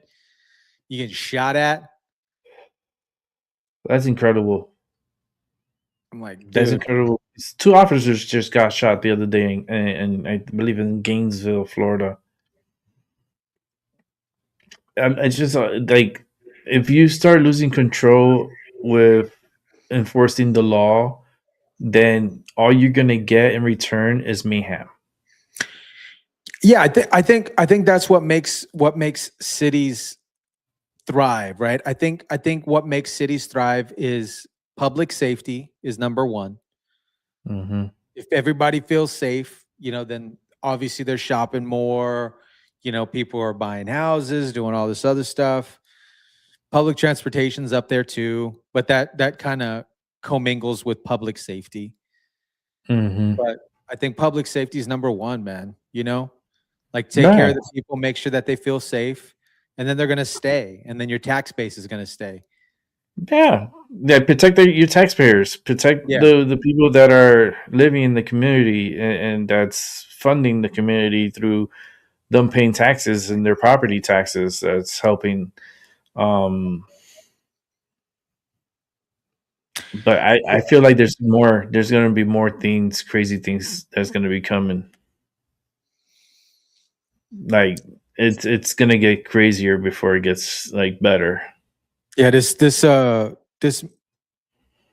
situation in Minnesota is getting out of hand though. Like when I saw this last night, I was like, man, this can't be happening. And the problem is that they did this on purpose, because they're all in different areas throughout the United States. So they're like Chicago, Boston, New York City. You got like Minneapolis here, probably St. Paul. Go over to Portland, Oregon, Seattle. Like, they got all the major, like LA, like they got all the major cities and so forth, and they're all starting up a ruckus during the winter time, which it's I would have sprayed them all with water. That's what I'm saying, man. Like, bro, get the dogs out, get the hoses out. Get the water out. Like, you spray them. Listen. This is the less lethal. It's less lethal, but it's lethal. Okay, because it gives you an option. It gives you Like, an option. just You hit got him, that. hit him You with got the the hoses. option. Yeah, you got the option that you can stay and you end up with frostbite and you end up with hypothermia and you end up in the hospital. You'll probably lose a toe or two and maybe you lose some hands or who knows. Or you could leave, go home, get warm and chill the fuck out at home. Bro, I mean, when I was little, even just growing up in general, we never mess with the police officers, bro. Because at nah. the time they didn't have body cameras, so they would beat your butt, bro. Mm-hmm. If you're resisting getting out the vehicle or turn off the car, none of this social media. Like, bro, you're getting grabbed, you're getting billy clubbed. You know, punched. Your nose is gonna get broke. They're gonna be like, why did his nose broke? Oh, he fell when we were handcuffed. Mhm. He fell. You know, and it's just the way that it is. Mm-hmm. I don't know where these people feel so entitled that they can do this specifically for federal officers, man. Like, bro, It's the upside down, man. We're living in the upside down. This is the upside down. Everything that's up is down, and what's down is up. I'm with it when I see these collages of ICE agents just like pepper spraying fools. Yeah, yeah. I mean, especially when it hit them, they hit this one person in the eye. They did. They did. Let me see if I have a video. I think I got it. You have it? Okay. Because there was a video of it was a protester, one of those individuals that are causing interference. They This got guy hit in right the here. eye. There you go. Yep. This guy right here. Let me see if I have the And original. now he might end up losing that eye Well, he for shouldn't being a have been. freaking idiot. He shouldn't have been messing around. Why was he there in the first place? Dude, He could have been safe at home. Could have been playing World of Warcraft. He hasn't been doing anything other than what he was doing. And what like now you have a high chance of losing your eye, and then you're only gonna have one eye. Like, was it really worth it? Like, is it now you're thinking about your choices, your consequences that you make? Like, if this interference is not the wisest choice. You don't think the officers are not gonna like record or even hit you with anything. Like, you're lucky that you're not dead.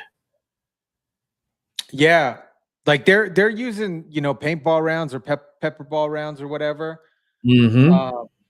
non-lethal rounds. Mm-hmm. That's they're giving you like a head start on a race. Like, yo, these are non-lethal, but they still hurt. And they're all up in their faces. Like, yo, This this has never ever happened. I don't think ever before in history. And all this is being recorded because this is everything's on the computer, AI, and everything's saved. So there's going to be people in the future that are going to be watching this, and they're going to be like, what the fuck was wrong with those people back in those days? Like what were they thinking? yeah, they're kind of retarded a little bit. Yeah, he's like, man, there's some fucked up people back. Thank God I wasn't born back then. Like, who does this? It's just like it's such a trap. Yeah, it's scary. Times are scary. Things are, and everyone's saying like, where's Jesus and all this stuff, because everyone's doing a lot of bad and there's no accountability. And I think we need to make more designs of make accountability great again shirts.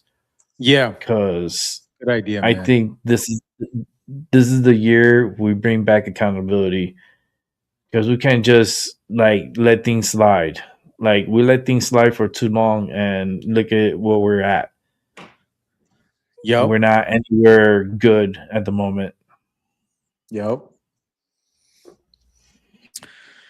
Well, dude, yo, I'm gonna jump because I gotta get some food. All How right, long you Tyson. staying on Thank for? you. Nah, I'll be on for like another hour. I'm done. What, bro? You be doing? Yeah, Three love it. 3 hours. I Like love 3 hours. it, bro. I do. Yeah, I try to do at least minimum. It's not my favorite chair, but it's okay chair, and it's like I can be You get a able new to chair? do what I do. No, it's the same old, but it's still comfortable. Yeah. So hopefully it lasts me a little bit longer. But Yeah, thank you, Tyson, for coming through, man. I bro. appreciate you. Dude, I appreciate you, man. I appreciate you. I'm gonna get a little protein shake in and some more food. Nice. My stomach feels better, but dude, it was wild. It was wild. Like, yeah, just but you're able to eat normal, or you're just Yeah, like you're yeah. cautious. I got some electrolytes, like But how the hell you got sick? You ate something that got you sick? I don't know, man. I don't know. Where Maybe. did you go? Maybe. I went to Because so there's a county office here that I needed to record some documents. Mhm. I don't know, maybe from there. Yeah, it was Wow. gnarly. Yeah, I had to get Yeah, some just make sure you stay I had to get some hydrated. Pedialyte, bro. Yeah. And just sip on that, man. It was good. I just been Yeah. like light on the diet. Oh. It was crazy because like the day before, man, I made some real good like pasta stuff, and Mhm. I haven't been able to touch it. I probably either Dang. have to freeze it or do something because it's been like 4 days. It's just been sitting in the fridge. I just haven't had the like Toss it. capacity. Yeah, Toss like it. I'm like, dude. Yeah. And actually, it was funny. Right before I jumped Yeah. on the live with you, I opened up the fridge, and I was like, oh, dude, like I can't even look at it. Like I almost gotta I gotta throw it away. Like I gotta throw it away. Yeah. Yeah. Make the piece and say Yeah. off to the yeah. Well, Yeah. cool, man. Out. All right, Bro, thanks, thank you, Tyson. man. I appreciate you, bro. All right, man. Same here. All right, man. We'll chat soon. All right, later. Peace. All right, and that was Tyson De La Cruz who was here. Surprise! He thought he wasn't gonna be here. It's all good. Like I was surprised too because I forgot today was Thursday. To be honest with you, I was like, oh shit. So I sent them the message. I was like, hey, it's up to you if you want to come on. I totally forgot today was Thursday. I was so busy today, and my mind wasn't thinking of. I don't think of days. I just live life and just keep moving forward. And like I don't look at days like, oh my god, it's Thursday. I was like, no, I look at it as like it's another day of life and we're moving forward. So with that said, we're moving forward. All right, let's see what we got here for the rest of the night. We still got a lot of videos to cover and a lot of good ones. Got some crazy videos. So let me see if I have to resize some of these videos. I do have some really good ones that I got to show us. So hang on tight and let me just work some magic here. And some reason, but how's everyone's doing? Was your day? It was pretty good. Look, I had Tyson come on. First time for the 2026. He has come on to the show. So it's a great feeling when he comes through. Good people. That's what we need. We need more good warriors in this world. Because life is short and you're here 1 minute and the next you're not. So like cherish life to the fullest. You have to cherish it because like I said, Everyone's limited. You're a limited edition. There's only one of one, and once you're gone, you're gone. You know.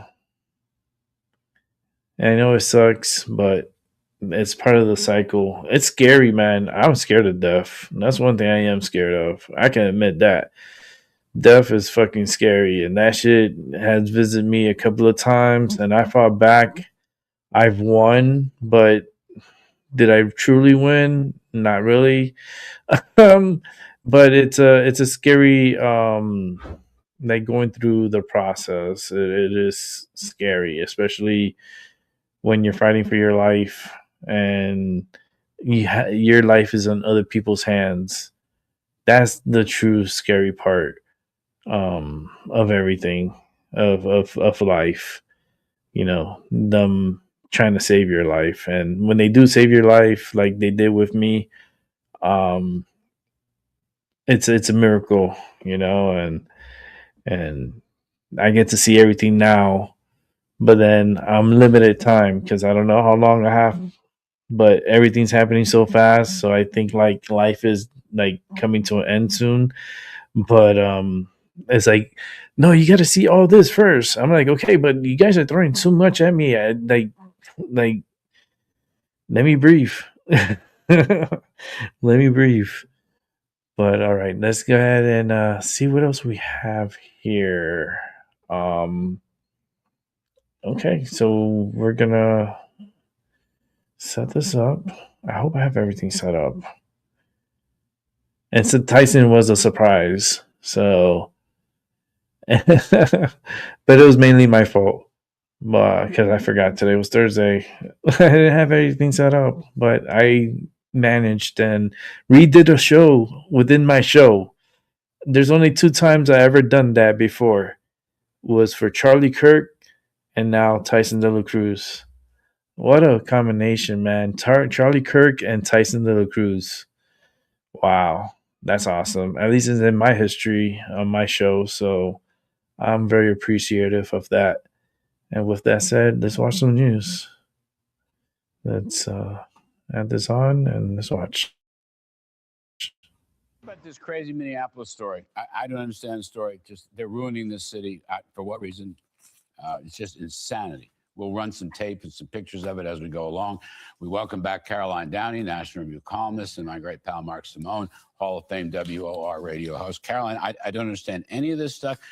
Going after look, they're trying to put away illegals who are criminals, bad criminals, and you got all these people who want to stop them. So they've tied up Minneapolis. There's violence. It's probably going to get worse. But can you just explain this to me in some short form? Because I don't understand. Right. It's the dumbest thing I've ever seen. It's not a typical riot, what we're seeing in Minneapolis. It is highly organized, very well funded. Even Renee Good, the woman who was in the news lately, she was going through training with Ice Watch, which is very much instructing kind of impressionable people. Some of these are young moms. They've been deluded into this toxic empathy message where every single issue that is defending some marginalized group is existential. So Renee Good got training from Ice Watch, and they're telling these people to obstruct ICE. And they're not telling them, very important disclaimer, which is, by the way, this could get ugly. And if it goes too far, you could be on the receiving end of lethal force because ICE officers— She had 3 kids. Yeah. She had 3 kids. Now the kids have no mom. Right. And that's the thing. And this is worth it? They're putting every social progressive cause first instead of the only one that actually matters, which is your family. And they're doing it repeatedly. It's not just with ICE. It's with BLM in the 2020 Summer of Love. It was the same exact thing. Is this climate change? Is this yeah, I mean, it is like climate change was an existential risk. No, it wasn't. It was not. Do you understand this? I mean, can you explain it either? Yeah, Democrats, it used to be a political party. Now it's a mental health crisis. Yes, right. And they keep saying, oh, she's a mother of 3. That doesn't, it's not relevant. You know, the Gilgo Beach murderer who killed multiple women, he was a father of 3. That you leave that out of the headline. I don't know anybody would have the nerve. If the cop pulled me over, I wouldn't even argue with him, let alone drive my car into him or pull it up ahead and turn. Who does these things? Well, who does? And by the way, don't they work? They're just out on the streets all day long. Yeah, What do they have? What do they do for a living? That's the other thing. Democrats used to be the working man, the working class. Yeah. The symbols were a lunch bucket, a hard hat. Now the symbols are a nose ring, pink hair. These are these are spoiled brat liberal elite kids. Who's financing this? Who's financing this? I have a theory. Is this a George Soros-related financing operation? Who's No, financing you're it? not wrong, Larry. The Open Society Foundation and all of the other organizations have their tentacles in every single progressive cause under the sun, including resisting immigration enforcement. These are people who do not believe ICE should exist. So you're seeing a lot of leftist arguments about, oh, the training and the tactics, and maybe they shouldn't have gone that far. It's not about that. They don't believe any deportations are legitimate. They do not believe we should have sovereignty. They do not believe that any illegal alien has no right to be here. They think they do. They are time and time again going to put those people above the interests of Americans. Can I just switch this up? It's just such a sad deal. Look at these pictures. CNN, our friends at CNN, there's a great routine here. Back in March of 2023, the inflation rate under Joe Biden was 6%, but they said, well, it's falling. Last month's consumer price index measured 6%, down from 6.4 in January. How wonderful. And then on January 13th, 2026, U.S. inflation at 2.7 in December, underscoring the persistent cost of living challenges. Why can't CNN get something right? Well, it's right for them. What's wrong with them? Their job at CNN is to convince everybody that the 10% that are on their side, that everybody agrees with this. Nobody does. They're Jekyll and Hyde. The best guy is that guy, Scott Jennings. I had him on the radio show. He's got a book out. I mean, he's a hero, conservative spokesman. They all have a gang up on him. I think his name is Scott Jennings. Yeah, right? but he's the exception that proves the rule. But even when you watch a host, 6% was great under Biden, but 2.5% is bad under Trump. Really? Explain. At CNN, watch when they interview a guest. If it's a Republican, they're yelling and screaming and follow-up questions. Then when they come back from the commercial with a Democrat, the same host is a gentle little lamb asking sweet questions. This is why they call it the propaganda press, Larry. Inflation was transitory, and it was a temporary phenomenon under Biden at 6%. And people were like, what do you mean? Cereal is $8. We are shocked by what we're seeing at the grocery store. Now, Trump is not that far away from the Federal Reserve's target rate, and they're calling it cost of living crisis? He hit 1.6% in the fourth quarter. 1.6%. Do we have the tape on the difference between men and women? Can we play that tape? All right, hang on one second. Democrats are still very confused about the sexual ambiguity. Oh, here it comes. Watch this. Oh, Lord. Can men get pregnant? Again, the reason I paused there is I'm not really sure what the goal of the question The goal is just to establish a biological reality. Can men get pregnant? I hesitated there because I wasn't sure where the conversation was going or what the goal was. Can men get pregnant? I also think yes, no questions like this are a political tool. For the record, it's women who get pregnant, not men. Help me out on this. What this exchange shows, Larry, This is that this is not my breadbasket. no, but it's mine, unfortunately. We may have political victories right now with the Supreme Court potentially going to block men and women's sports. Trump won partially because most of the country rejected trans insanity, 80-20 issue. But we still have a lot of work to be done in the cultural sector and the medical industry. All of these institutions are still captured by wokeness. Most medical school training still subscribes to gender ideology. They still use phrases like chest feeding. That's going to be harder to change. Mark, I'm in the wrong era. Yeah, a man will get pregnant before she ever answers that question. Who is that woman? She's a doctor, I think. She's a doctor. She's a She doctor. went to medical school. That's what I'm saying. So she knows biology. Apparently not. Apparently not. She's a doctor. I wouldn't go to her for a hangnail. I got to get out of here. Caroline. Poor guy. He's like, I gotta get the fuck out of here. I need a drink. Let's keep it moving. We got more to watch. Meantime, here at home, a new series of immigration raids sweeping across Southern California. Civil rights groups say at least 20 ICE operations taking place from East LA to downtown, including this one in Montebello. Cameras catching agents climbing onto a roof to chase construction workers there. Eyewitness News. Damn. Abigail Velez live tonight with what neighbors saw and how the workers involved are responding. Abigail? Well, Mark, they tell me it was a chaotic scene. This is the neighborhood where ICE came swarming in this morning, eventually climbing onto the roof of a home and chasing construction workers as those workers bounced from house to house. I spoke to the workers' boss, and he tells me that no one was detained, but those workers now are afraid to come back to work. And the neighbors we spoke to in this area tell me they feel equally as nervous. Surveillance video shows the moment ICE agents arrive at this Montebello home Wednesday morning. An unmarked truck pulls up on Wilbur Street. Agents jump out. They fan around the house, and within seconds, one of them is climbing a ladder onto the roof. The construction workers up there run, jumping from roof to roof, trying to get away. No one is detained, but the fear is immediate and obvious. They were just scared, actually, just feared for their lives. I mean, they didn't know what was happening. The man who hired the they know what's happening. Named Manny he rushed over when he heard what happened. He found his crew nervous and scared, so he did the only thing he could think to do. We just gathered, and I prayed for all of them, and I prayed for their protection, and that God would just give us peace during this troubled time. Manny says this doesn't just affect the people ICE targets. It affects everyone trying to work and survive. Some people are scared to come back to work. They're just a little shooken up, and they just don't want to experience that again. This was just one of they're here illegal. Why are they running? Across Southern California Wednesday. Hello? Video from Little Tokyo in downtown Los Angeles to Commerce and Pico Rivera showing agents confronting and detaining people in public spaces. Yeah, hello. The scope of these operations is getting growing, and detained. the community is being left to protect itself. They're using brutal violence against an unarmed civilian population to impose their political Unarmed will. civilian Things are population. How would escalating. they know And so that? For us, we know that we have to continue our work. We have to continue organizing. We have to continue defending our community. Ron with Union sound del Barrio stupid. points to a new California law that requires ICE agents not to wear face coverings. Yeah, meant to but they're improve gonna put that on accountability, hold. But he says it's not being enforced. No, they're not going to do that. Abide by state law or local They're not going to ordinance. follow your state law if they follow Pass these federal law. meaningless, Dummy. bills into law here in California. You when these think are your federal state agencies has don't have to listen to powers? them is really All a you waste guys of our do is time. leech Meanwhile, in towns on like Montebello, and just neighbors suck now the say money they're dry thinking from twice America. before leaving the house. I have relatives that are scared to go out. You know, they're unfortunately it's hard for them to go out. People are a bunch of Well, we reached out to the Department of Homeland Security to learn California. just exactly how many operations took place in Southern California today and whether the people targeted had criminal backgrounds. We're still waiting to hear back. Meanwhile, in a statement to Eyewitness News, District 1 Supervisor Hilda Solis says the county is doing everything it can to protect residents and public spaces, though she didn't say exactly how.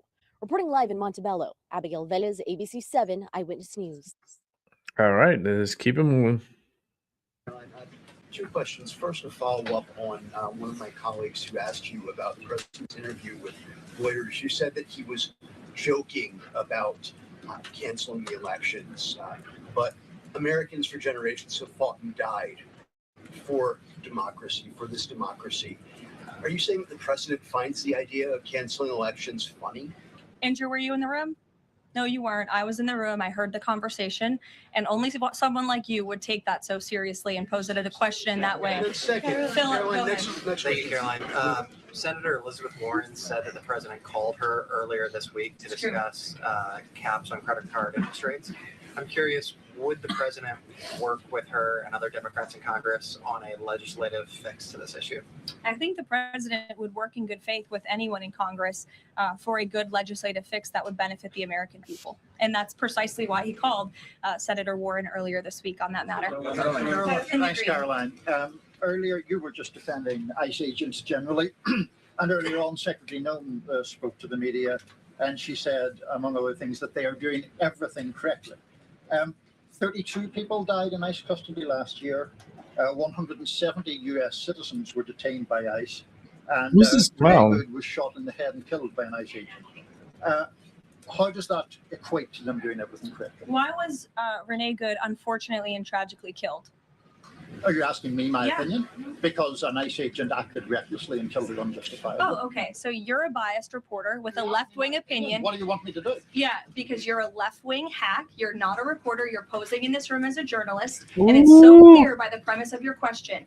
And you and the people in the media who have such biases but fake, like you're a journalist, you shouldn't even be sitting in that seat.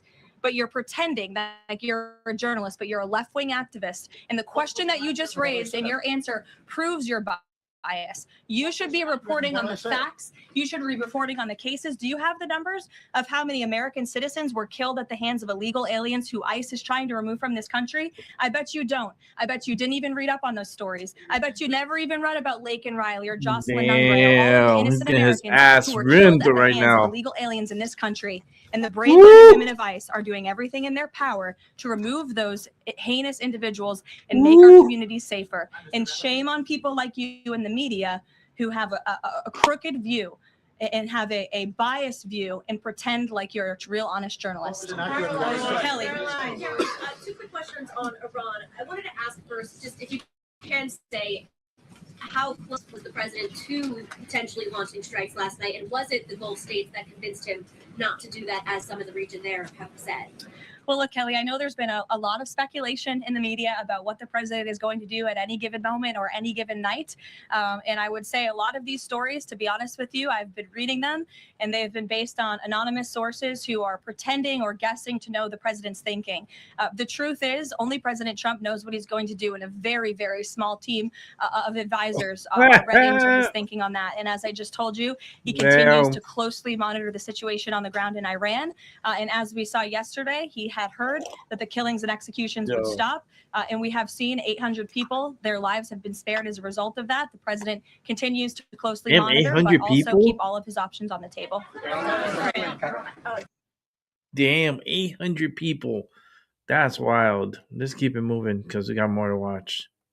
This morning, President Trump threatened to invoke the Insurrection Act in response to the continuing conflicts between ICE agents and the people who don't want them in Minnesota. And that would be a significant escalation, but it's not unprecedented.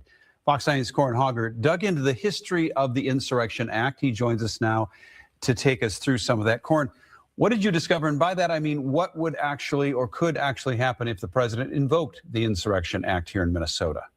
Randy and Kelsey, would mean the president can use the U.S. military to try and control any unrest. So it's usually the state's National Guard that's brought in to reinforce local law enforcement.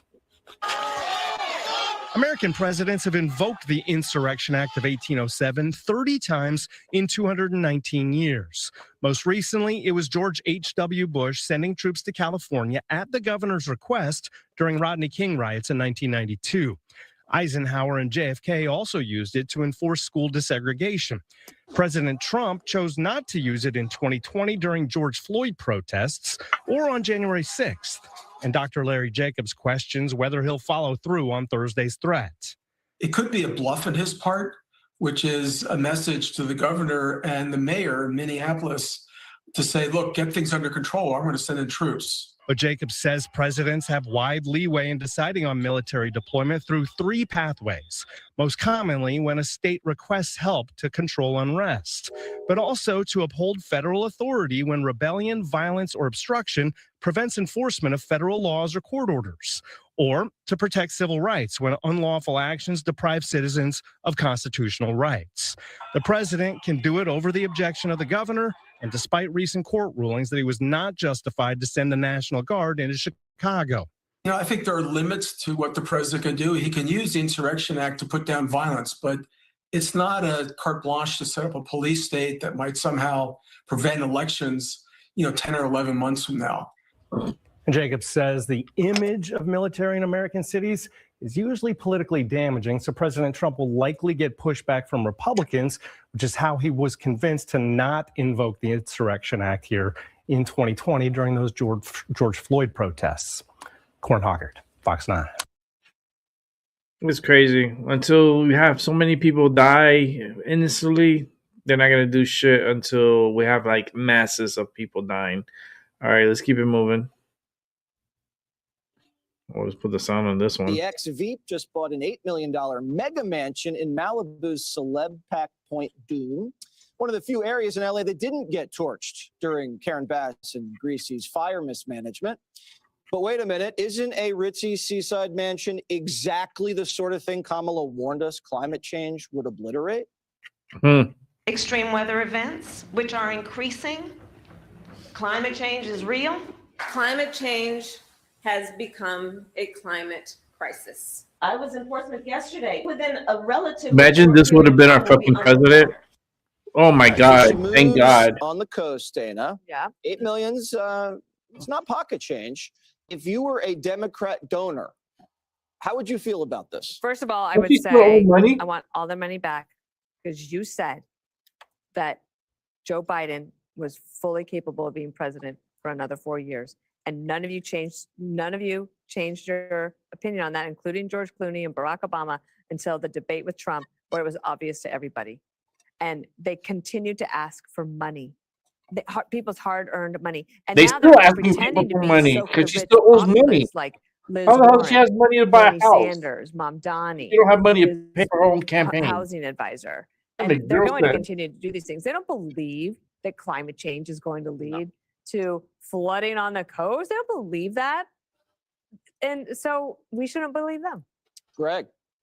Yeah, it's a big house. It's like 4,000 square feet. Kamala's probably picking out the beach furniture. Doug Emhoff has already picked out a nanny.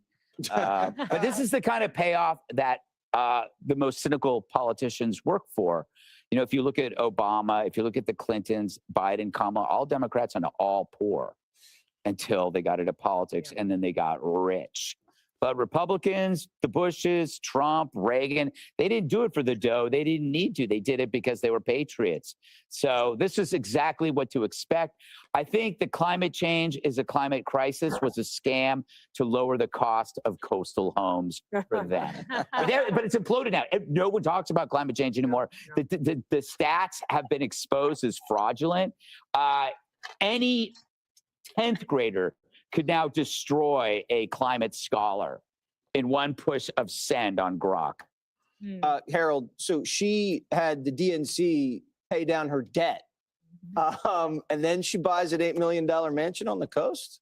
We shouldn't kid ourselves. This is a long-held political tradition in our country where people run campaigns, they run a little debt. I mean, President Trump is wealthy. He didn't pay his debt personally, nor did anyone expect him to, nor am I criticizing him for it. Look, I don't begrudge her buying wherever she wants to buy. She'll have to answer the questions that have been raised here about whether the purchase of this home is reconcilable with some of her political positions. But I got to tell you, if I had an extra $8 million, I might buy a place next to it. It's pretty It's nice. a beautiful place out there. You had money before you got into politics. I did not. Yes, you did. Did not. My parents were nice to me. We were middle class, upper middle class family. But you didn't do it for the money, is what I'm complimenting you, Harold. I'm sorry. Yes, you were right. Haley. I disagree with Greg a little. I don't think Kamala's picking out beach furniture. I think it's Doug that's doing the furniture picking. That's personal opinion there. It's interesting because I thought she wanted Kamalot, which was this mythical image she was putting forward about what she'd do as president. She traded Kamalot for Kamalago. And I think she's sitting in Talk Kamalago about fascists, and she's huh? plotting her run. I have said for the last year, she's running She's a for office. fascist. She's in there. She's calling donors. She's putting her feet She's to a the ground. hypocrite. She's That's running what she is. polls. She sees she's near the top of them. She's plotting a run from Kamalago. Will it work? I doubt. All right, we'll find out. Will we? Yeah, Yes, we will. we will. Yeah, we actually will, and we'll cover it. Click here to That subscribe is to the crazy. Fox News I YouTube page hope she does to not catch our run. hottest interviews and most compelling analysis. You won't get it anywhere else. All right, let me bring it back to me. Imagine Kamala running again, 2028. I mean, she should, right?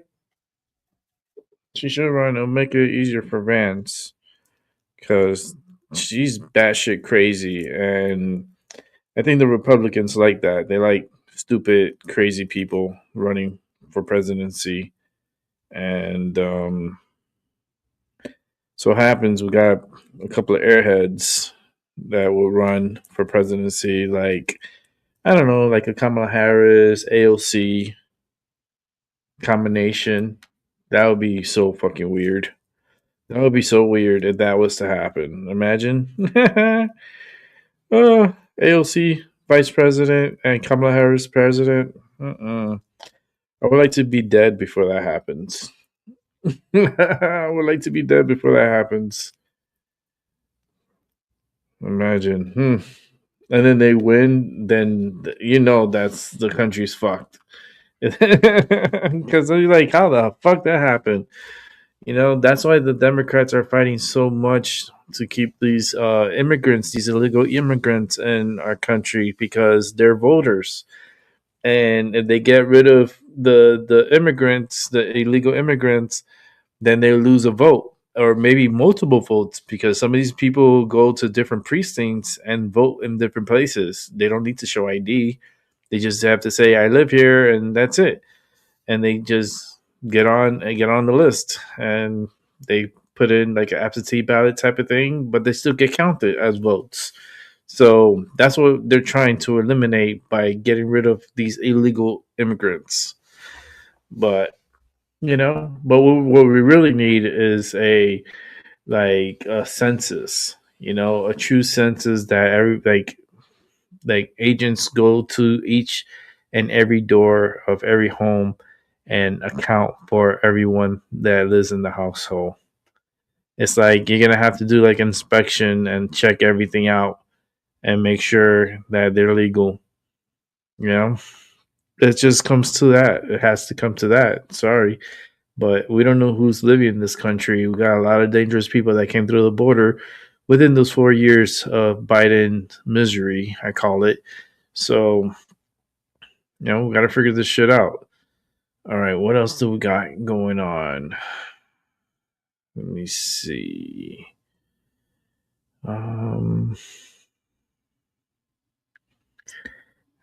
We could go to this one. All right, let me set this up and let's watch.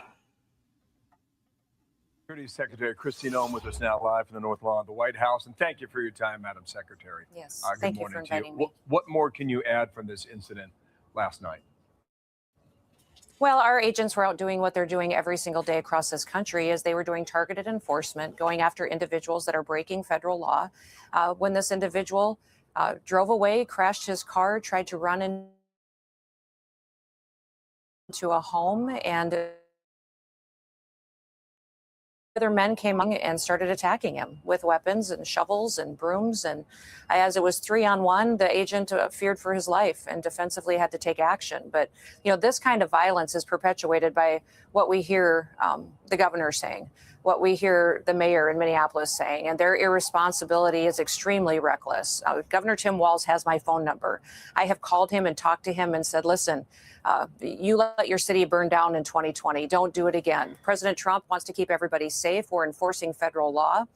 We're protecting every single American. Work with us. I want to remind you that Minneapolis itself, under the mayor's leadership and the governor's leadership, released almost 500 criminals out onto the streets rather than bring them to justice and turn them over to federal authorities. So they know they're releasing murderers and rapists and drug traffickers on the streets of Minneapolis. We're out there making sure they don't harm American citizens, and we're getting attacked while we do it. But we're going to continue to do our work and do what's right, because it's what President Trump promised the American people. When was the last time you called the governor, Governor Walz? Oh, I talked to him just a couple of days ago. And what did he say when you told him to chill out? I said, Tim and I served together in Congress. We both ran for governor at the same time. We have very different ways of governing.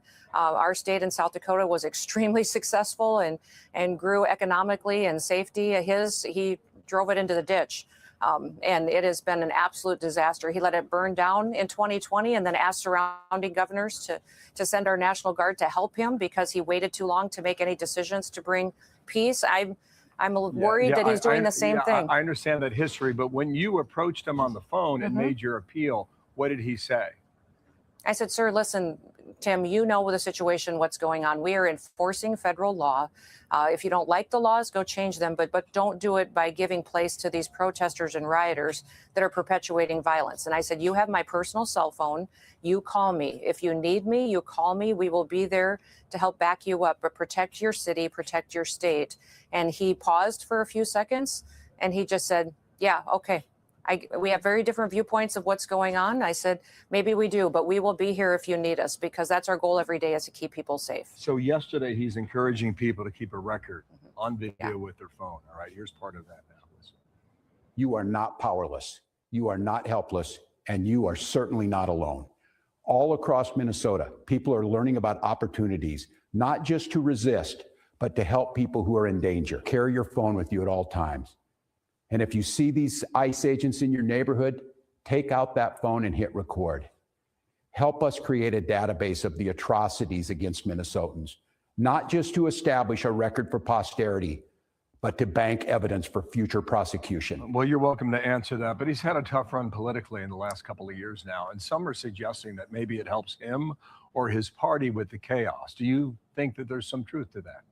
Oh, it's detracting from the fact that for years he's had the greatest fraud in American history happening right under his nose, and he didn't just allow it to happen. We believe, from all indications, that he was complicit in it, that he knew all about the Somalian fraud that was happening, stealing from government programs and taking dollars away from the most vulnerable individuals in this country and putting it in their pockets to make them rich. So he had this fraud going on for many years. He'd love to change the conversation, trying to demonize our ICE officers.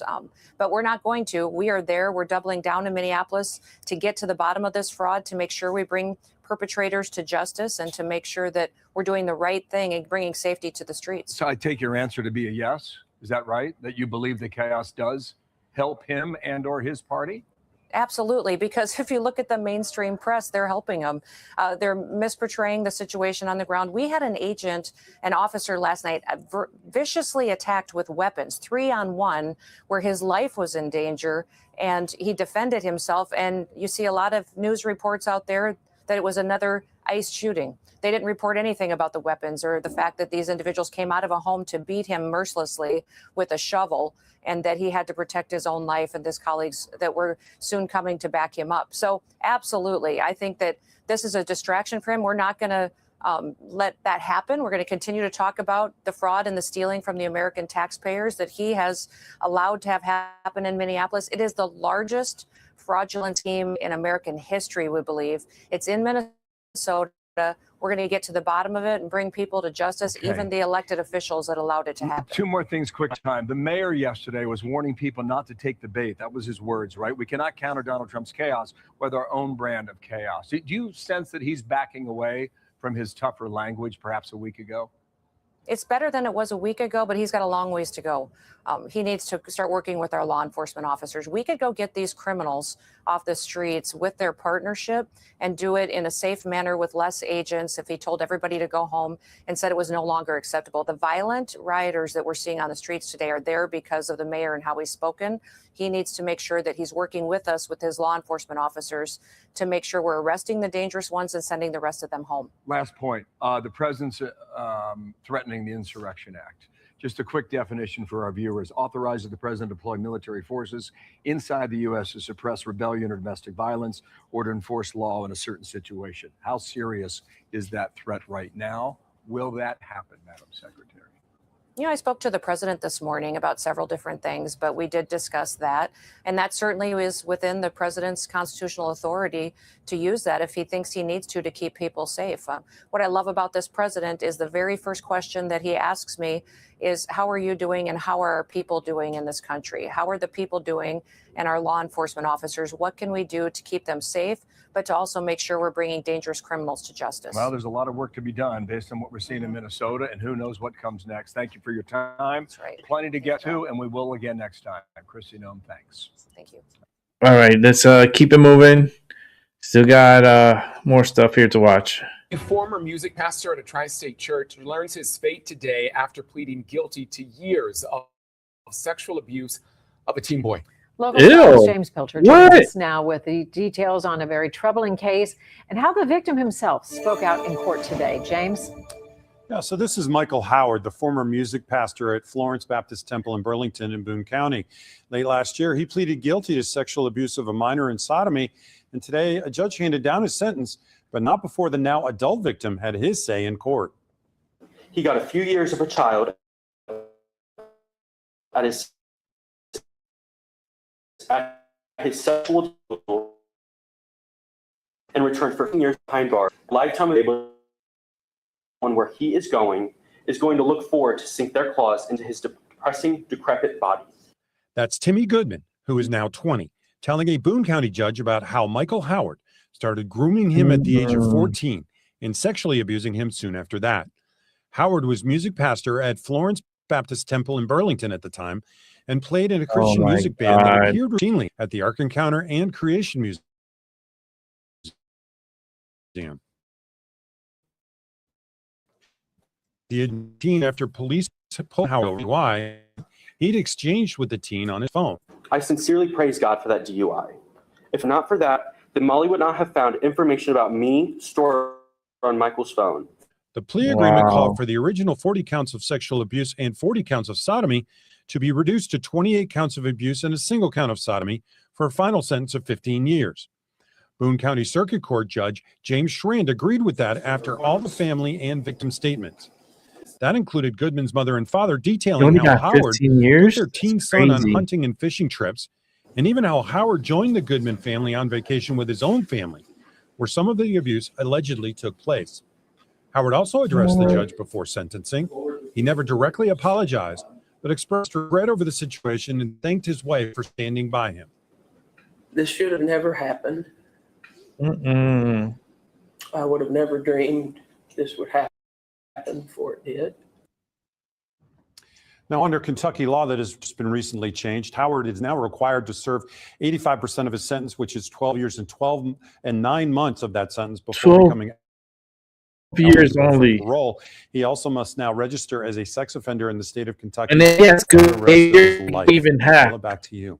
It also faces similar charges in Carroll counties where some of the alleged abuse took place. He's Oh. scheduled for a plea hearing in Owen County in March. We'll be following up on They're those going to add more prosecutions. time. Any news on local12.com and our free Local That's so 12 sick. news app. That's horrible. That is so sick. Keep it moving. Breaking tonight, President Trump is still weighing a wide variety of options, military options, to target Iran over its deadly crackdown on anti-government protesters. Fox News tonight can confirm military assets are moving toward the Middle East after a recent withdrawal of Navy firepower in the region. Chief National Security Correspondent Jennifer Griffin has that story. Good evening, Jen. Good evening, Brett. Well-placed official sources tell me U.S. military assets are preparing to move to the Middle East, likely to include at least one aircraft carrier and additional missile defense systems that will operate from air, land, and sea. Iranian state media posted tonight a message to President Trump. You hit, we hit. The U.S. military had presented strike options for President Trump to consider, but could not guarantee the regime would be overthrown. The president reportedly wanted assurances that any military action would be swift, decisive, and not lead to a wider war in the Middle East. The U.S. military posture in the Middle East was not ready for a decisive strike. It had no aircraft carrier in the Middle East for the first time in years because the Pentagon ordered the USS Ford to the Caribbean. Just 3 destroyers and 3 littoral combat ships were in the Middle East as of Wednesday, half the number of U.S. warships currently stationed in the Caribbean near Venezuela.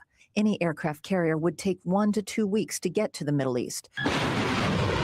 The U.S. also removed some of its anti-missile batteries out of the Middle East following last summer's strike on Iran's nuclear sites. Those could soon be returning. As for what the U.S. military options look like, experts say the president still has a lot of firepower in the Middle East, including an Ohio-class submarine capable of firing up to 154 Tomahawk missiles. Regime targets could include missile production and storage sites, oil refineries key to their economy, or some of the leaders themselves. How Israel decapitated Hezbollah. The Israelis use cyber attacks to bring leadership together and kill the leadership. So there are multiple tools that can be used in different ways to cause these very same kinds of problems to this regime. Today, the State Department announced new sanctions on Fardis Prison, where many female political prisoners are held. Ali Larijani, head of the Supreme Council for National Security, and 18 individuals or entities linked to a shadow banking network involved in laundering the regime's oil revenues. Brett? And Jen, another topic. What have you learned about this weapon purchased by DHS that may be linked to Havana syndrome? Well, Brett, a well-placed source confirms to Fox that at the end of the Biden administration, DHS bought on the open market a pulsed energy weapon that the Pentagon has been testing to see if it could have caused the traumatic brain injuries reported by hundreds of U.S. intelligence and State Department employees who've experienced acute, debilitating symptoms while serving overseas. The victims suspect a foreign adversary and feel there has been a U.S. government cover-up. And now House Republicans are launching an investigation into what DHS knows about this weapon. Brett? Okay, we'll follow that. Jen, thanks. Hey, Sean Hannity here. Hey, All right. click here to subscribe. Keep it moving. We're doing pretty good. This video has gone viral. It shows a woman being arrested after being accused of hitting a Florida Highway Patrol trooper during an immigration enforcement operation. Now, Florida's Attorney General and Governor are weighing in. Florida's Attorney General James Uthmeyer identified the woman as Jennifer Cruz and posted about her arrest on social media. In his post, he says Cruz, quote, disagrees with immigration enforcement and punched an FHP trooper in the face. Governor Ron DeSantis also addressed the arrest during a press conference while he was in Jacksonville. I do know there was a woman who came out and assaulted one of our troopers. Let me just tell you guys, this is not Minneapolis. That is not going to end well for you in Florida. News4Jax has received several tips about suspected ICE agents detaining people across the city. On Tuesday, witnesses reached out to our newsroom after spotting a large law enforcement presence and shared cell phone video and photos of what they saw. This viral video shows state troopers and federal agents blocking off several businesses in this shopping center parking lot. What I witnessed was a traffic stop by a state trooper. The ICE agents showed up with the state trooper, the driver, the person I was in. And so, yeah, they had an operation going on. And after that, they had detained another person, but it seems they got into an altercation with that person. It turned violent, and that led to the presence of a lot of more, police, federal enforcement showing up. Juan Alvarez and his family have owned Mi Pueblo for years. He says he has never seen anything outside his business. Your mind when you saw so many law enforcement officers, especially ICE, right in front of your business? Well, as any business owner, you're not happy to see that. I understand they have a job to do, but as a business owner, people, they come and they look and they see, all the presence of cops, federal enforcement, ICE agents, all that. They're not going to want to stop by, they're not going to want to come in. News4Jax has reached out to state and federal agencies asking for comment about any operations happening across Northeast Florida, and we're still waiting to hear back. Alicia Hatcher, Channel 4, the local station. It's crazy. If I'm hungry and ICE is eating, well, enjoy your meal. Continue doing a great job, compliment them and just go about your business. Why do you have to get into ICE's business? Oh, it's uncomfortable. My clients can't come to the store if ICE is here. Then your clients need to be arrested and thrown in fucking jail if they're illegal. Let's keep it moving. Well, first tonight, you have to see this to believe it. Shocking video shows a man clinging to the back of a moving truck on the Mass Pike this morning. Thanks for being here with us tonight. I'm Priscilla Casper. Colton has the night off. We want to get to Jericho Trent, who talked to the man who took that video you just saw. Jericho's joining us live. What are police saying about this, Jericho? And what is the driver who saw this all happening telling you? It's crazy. Well, Massachusetts State Police say that 15 minutes after this video was taken, that same man tried to jump on the hood of a Mass DOT truck. Now let's bring it back real quick and talk about what the witness I spoke with said. He said that when he took this video, he saw the man trying to get inside of the truck first. Take a look. He stopped in the front. Oh shit! Look, he went around on the truck. Look, he's hanging on to the this truck. is where he ended up, on the back of this gray truck, driving in the middle of the lane, going westbound down the Mass Pike, dragging along the back of the truck. He tried to get into some truck, and the truck dragged him. And I was like, oh damn, that's kind of dangerous. And we tried to honk at the guy, but the guy, he didn't pay attention. He just drove off. The man holds on for at least 10 seconds before dropping off, picking up his lost shoe, and moving on to the next car. He tried to get in to some other car. And that's pretty much it. And the car there, they drove away. Massachusetts State Police say the man tried to jump on the hood of a Mass DOT vehicle about 15 minutes later, around 10:05.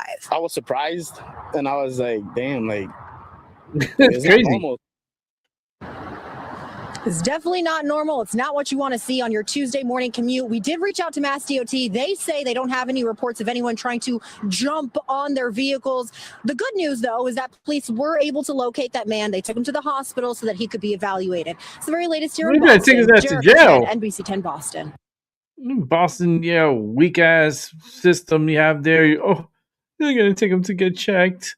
and make sure his bruises are well taken care of. Oh, and then we're gonna give him a house and a car and all the money he wants.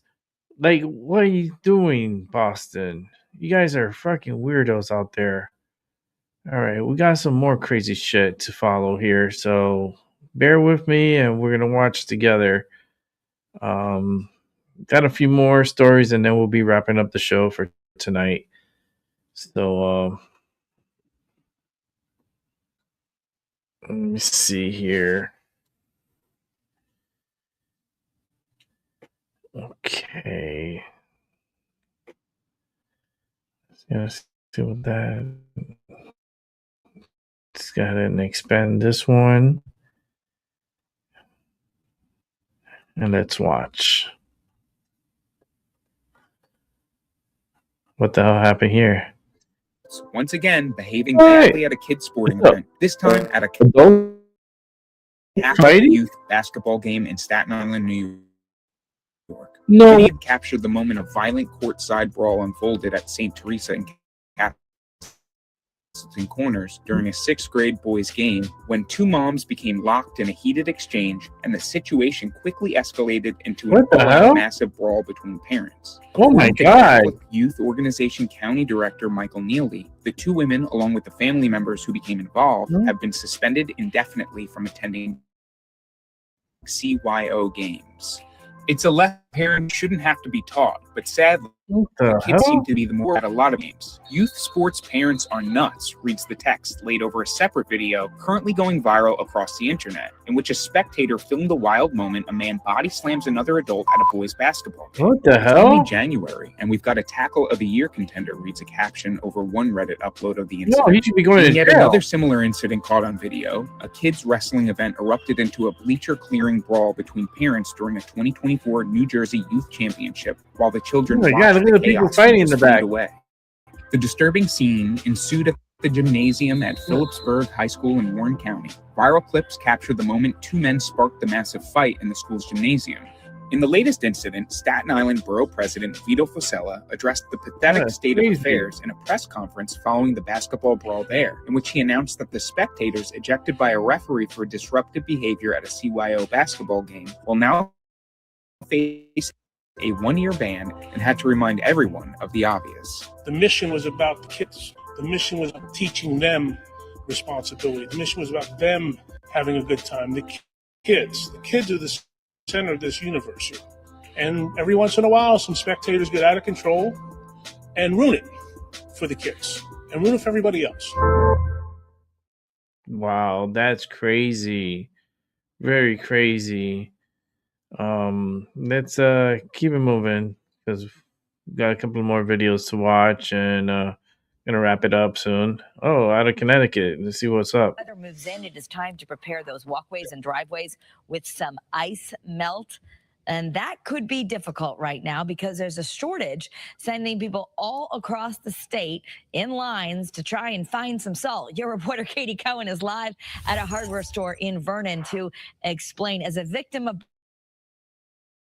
black ice, Katie, I know how important this is. Absolutely, Kara. And this is becoming an I'm issue glad we for have plenty hardware of stores ice. everywhere. Luckily, if you do need some ice melt, the Rockies Ace Hardware in a big shipment. You can see they have plenty of bags here, but it's selling out fast. 44 pallets of ice melt could be gone in days. As people prepare Now for we the got rest of the plenty winter, here. it's hard to come by. Actually, I Hardware gotta stores are let the getting all maintenance the guy supply they fill me can, up. but ice melt He manufacturers gives and me a free distributors are jug telling of Rockies well, Ace Hardware managers they already sold out of their 2026 stock. They say they are working on producing more. Rockies got a shipment from a company in Ohio to meet the need of customers.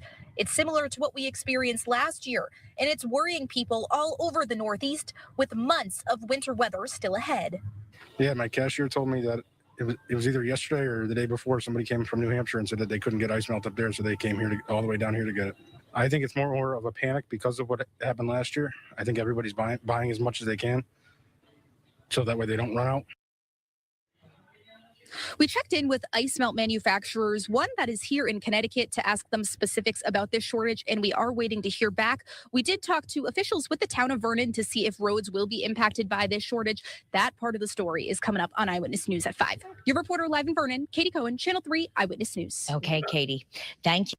Katie, I think we have enough fucking salt, Katie. Stop putting anxiety on the people here in Connecticut. We don't need that. There's plenty of fucking salt. Like here where I live, my super, he has like pallets of fucking salt. Yeah, like he always gives me, like when I ask for it, because I always put salt all in the front and by the car, and he always hooks me up with a like free refill of salt. So he knows I put it because like the conditions can be slippery because we do get black ice here. So I truly don't want to fall and bust my ass. That would be the worst thing possible to happen to me. But let's see what else we got here. We got a few more to go. I would say 4 more videos and we're done. So let's see. Here we go. Let's set this up and let's watch. First tonight, the video you will Oh my God, no. showing 2 toddlers walking across A1A in Brevard County. This is a dangerous road that has seen several deadly accidents involving vehicles. Wait. I have to play this again. I have to put it big and I had to play this again. What did I just see? A baby in the middle of the road? And someone came and grabbed the baby? That baby could have been hit by a car. Oh my God. All right, let's play it. Oh man. First tonight, the video you will only see on West 2 showing 2 toddlers walking across A1A in Brevard County. This is a dangerous road that has seen several deadly accidents involving vehicles and pedestrians. But one man saw what was happening and managed to get the kids to safety. West 2's Gail Pascal-Brown is here with the exclusive interview. Oh Gail. my God. Yeah, the parents and children have long gone, but they won't soon forget what happened yesterday in Brevard County. This story could have gone terribly wrong. Oh my God. John Brittingham saved the day. Oh my Look God. at this. John Brittingham stops traffic with one hand and scoops up 2 toddlers along busy A1A Sunday in Brevard County. Oh my I was God. terrified. If anything would have happened to him, my rest of my life would have been ruined. John was Oh my driving home God. southbound on A1A when he noticed 2 little girls in the middle of the road. So I immediately pulled over there and I ran out of the car and one of them was already to the middle of the road and I grabbed that one first and then the second one I just picked up. She was ready and I got him off the road. Oh my Took God. like maybe 6 seconds. It had to be the most terrifying 6 seconds of his life. My adrenaline spiked. I had a migraine when I finally got home. I was drained completely for the rest of the day. This exclusive dash cam video is Oh from my his God, vehicle's look. front and rear cameras. You can see in the dash cam, she put her little arms up, and I was like, oh my God, Oh. how adorable. He then went looking for their parents, found this Airbnb, knocked on the door, but no one answered.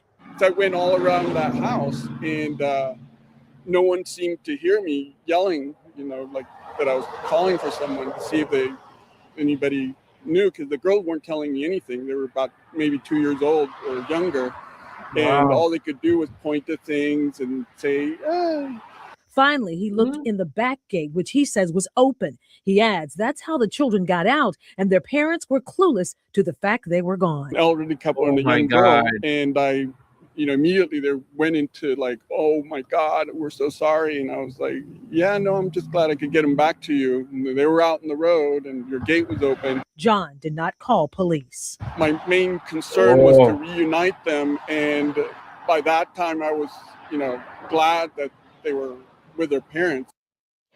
Bottom line, John says, you have got to watch your children. He and his wife have 5. They're grown now, and they have grandkids. West 2 contacted Cocoa Beach Police and the Brevard County Sheriff's Office. Cocoa Beach says it's not their jurisdiction, and the Sheriff's Office says no one has made any reports or called this in. Back to you, Michelle. Wow. That's so lucky.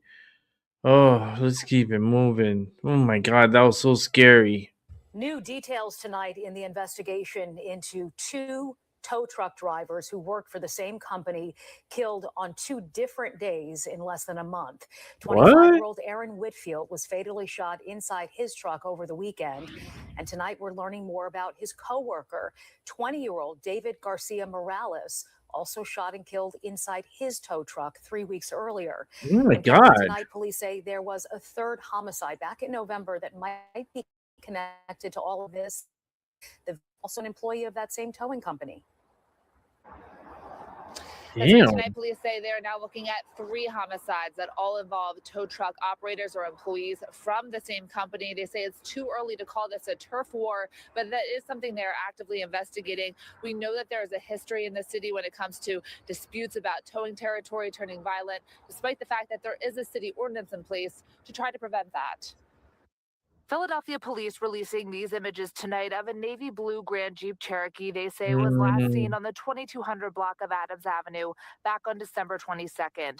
Notice the broken sunroof and damage to the rear window. Police say it was used in the murder of 20-year-old David Garcia Morales. Around 12:15 that day, he was shot several times while in a white tow truck on the 4200 block of Torresdale Avenue.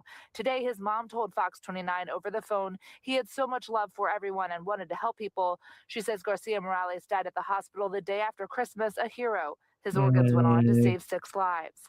She says Poor the day her thing. son was shot, his friend, 25-year-old Aaron Whitfield, pulled him from his truck to help him before police rushed him to the hospital, and that Whitfield also came to the hospital to see him. 3 weeks later, on Sunday night, Whitfield was fatally shot inside his tow truck near Bustleton and North Streets just before 8 p.m. Surveillance video obtained by Fox 29 shows a gray sedan slow down alongside his tow truck. If you look closely, you can see several flashes of gunfire, then it pulls away. Whitfield's girlfriend was also in the car and shot multiple times. Law enforcement sources say that gray sedan was recovered Tuesday and that Wow. Garcia Morales and Whitfield both worked at 448 Towing and Recovery. Today, police announced Damn. they're also investigating if these 2 homicides are connected to a third murder back on November 23rd. Police say 26-year-old Aaron Smith Sims was shot inside his white truck, used as a spotter to notify tow truck operators of an accident. Sources say also Wow. 4448 Towing and Recovery. He died from his injuries at the hospital on January 4th. Police say they are investigating if and how they are connected. If you look at what we think some of the motives can be, it could be over territory. For some reason, they believe they have territory in the city, which we all know they do not. One of the shootings may be over a business dispute. What that dispute is right now is still part of the investigation. According to the city's tow code, the city uses a rotational program. When police are called to a crash, they dispatch the licensed towing company next in line. But it's not uncommon for tow truck drivers to attempt to respond first. When they call 911, the information is given to our police radio, then it gets on what's called a rotational tow. That tow company is supposed to go to that scene and tow that vehicle. If you have information on any of these 3 homicides, police ask that you call 215-686-TIPS. Again, we made several attempts to reach the owner of 448 Towing and Recovery today. We will bring you their response once we have it. Reporting outside Philadelphia Police Headquarters, I'm Kelly Rule, Fox 29 News. Wow. Let's keep it moving. The hell we're watching. Oh shit, look at the highway above. Oh my god, it fell down. Oh my god. Oh hell to the no. I would get away from underneath that. Oh gosh. Did you guys see that? It fell like a domino. It just went straight down. Oh, that is not good. You see, look. There's a side view. You see, look. Oh, my goodness. Oh, my. Oh, that is not good. Ooh. Damn. Here comes the one with the curves. You know, we gotta have one with the camera.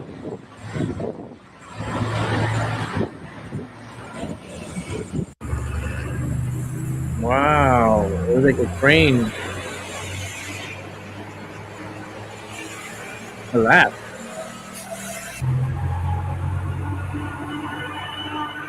Yeah, that's dark.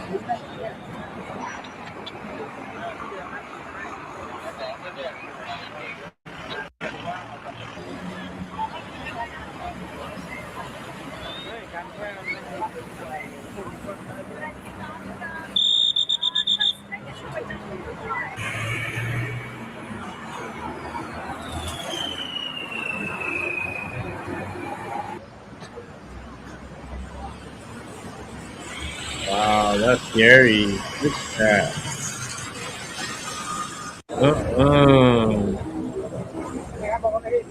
That's why it's scary to be underneath, or are they doing construction above? Did you never look at the car destroyed? Look at the car, it's gone. Imagine somebody was in that car; they would have been dead. They would have been crushed to death. Wow, look at the damage to that vehicle. Damn, that sucks.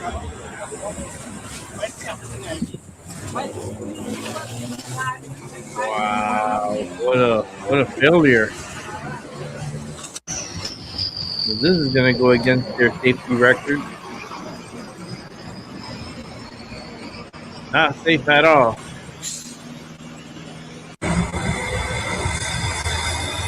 Now they gotta put that whole thing up and recycle it. My goodness. Alright, here we come on to the last video of the night. That's reserved for Tyson de la Cruz, so let's watch. If it has to be a balanced budget, you either raise taxes or cut spending. Which one is it? Well, I just said we're not raising taxes. So you're cutting spending. America, I just watched Maryland Governor Wes Moore get asked the simplest question in politics. Where's the money coming from? He literally couldn't answer. But we have to be able to get to this measure of economic growth, and we're not going to do it by asking Maryland taxpayers to pay more. Maryland is facing a $1.4 billion budget deficit that's projected to balloon to, get this, $4 billion by 2031. Moore promises no tax increases, but he also promises record spending on education and won't tell you what he's cutting. It has been more than 365 days since Spotlight on Maryland began to relentlessly seek to understand the depths of Maryland's nonprofit industry that is receiving government funding. Maryland can't tell you how much taxpayer money is going to nonprofits. After a full year of investigation, they still won't provide the number. Billions are flowing into the dark while Moore cries about budget deficits.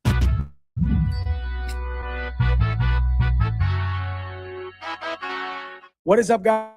Tyson de la Cruz here. Thank you so much for rocking with me. Let me show you exactly how Maryland is hiding fraud, protecting corruption, and lying about their budget crisis. Let me start with the moment when Wes Moore got asked the most basic question in government. Where is the money coming from? Governor, where's the money coming from?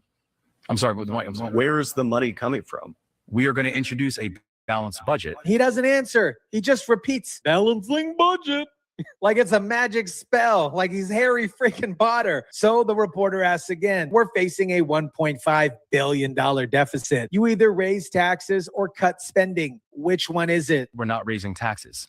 So you're cutting. Okay, we are going to make smart strategic investments. Smart strategic investments is not an answer. That's a politician refusing to tell the truth. So the reporter tries one more time. So you're cutting. Okay, we are going to make smart strategic investments. Thank you. Thank you. And watch what happens. His team literally ushers him away while he shakes his head. He can't answer the question because the answer would expose the scam. Here's the reality. Moore is spending like crazy while claiming he won't raise taxes. He announced a $17 million investment in decarbonizing schools, whatever that is. $10.5 million for a luxury car processing center, $62 million for SNAP benefits, and he's hired 3,300 new state government workers, costing $427 million annually in payroll and benefits. But he won't tell you where the money's coming from because it's basically coming from you through taxes and fees he claims that he won't raise. Now, let me show you where a massive chunk of Maryland's money is actually going and why they won't tell you about it. Nonprofits. Nonprofits in Maryland. Maryland has 42,489 registered nonprofits. Let me rewind that. 42,489 registered nonprofits. And the state government can't tell you how much taxpayer money that they've received. Roughly 6 months ago, this office and the Maryland General Assembly didn't really know how much taxpayer money was going to nonprofits.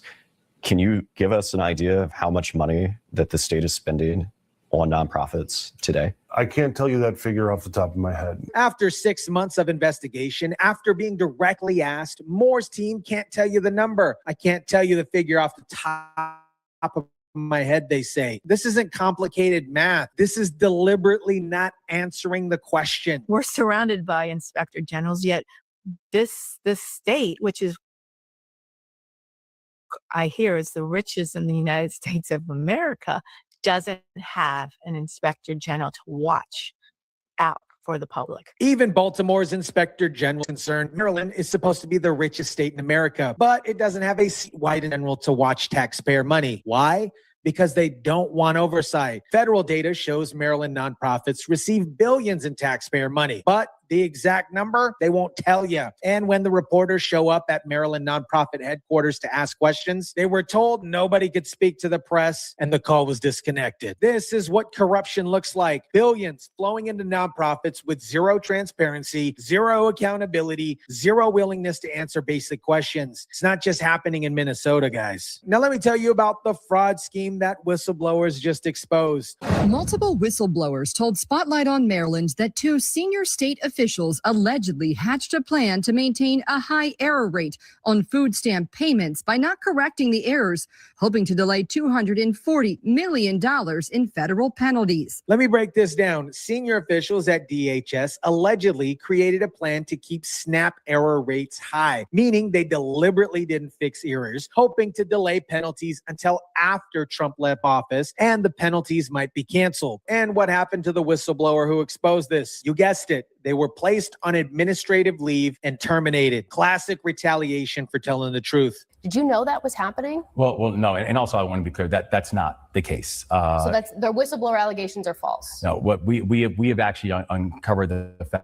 fact that the allegations that were being made, those things were not happening. But here's the problem. He won't release the investigation. He won't show you the findings. He just expects you to trust him that the whistleblower was lying. Meanwhile, Maryland Freedom Caucus has issued formal letters demanding the removal of DHS Secretary Rafael Lopez and requesting federal oversight. They're not buying Moore's denials. While Moore is spending billions on nonprofits he can't account for and covering up SNAP fraud, children are dying in Maryland's foster care system. And his response, defend the secretary responsible. I've asked you about Secretary Lopez before. You have stood by him.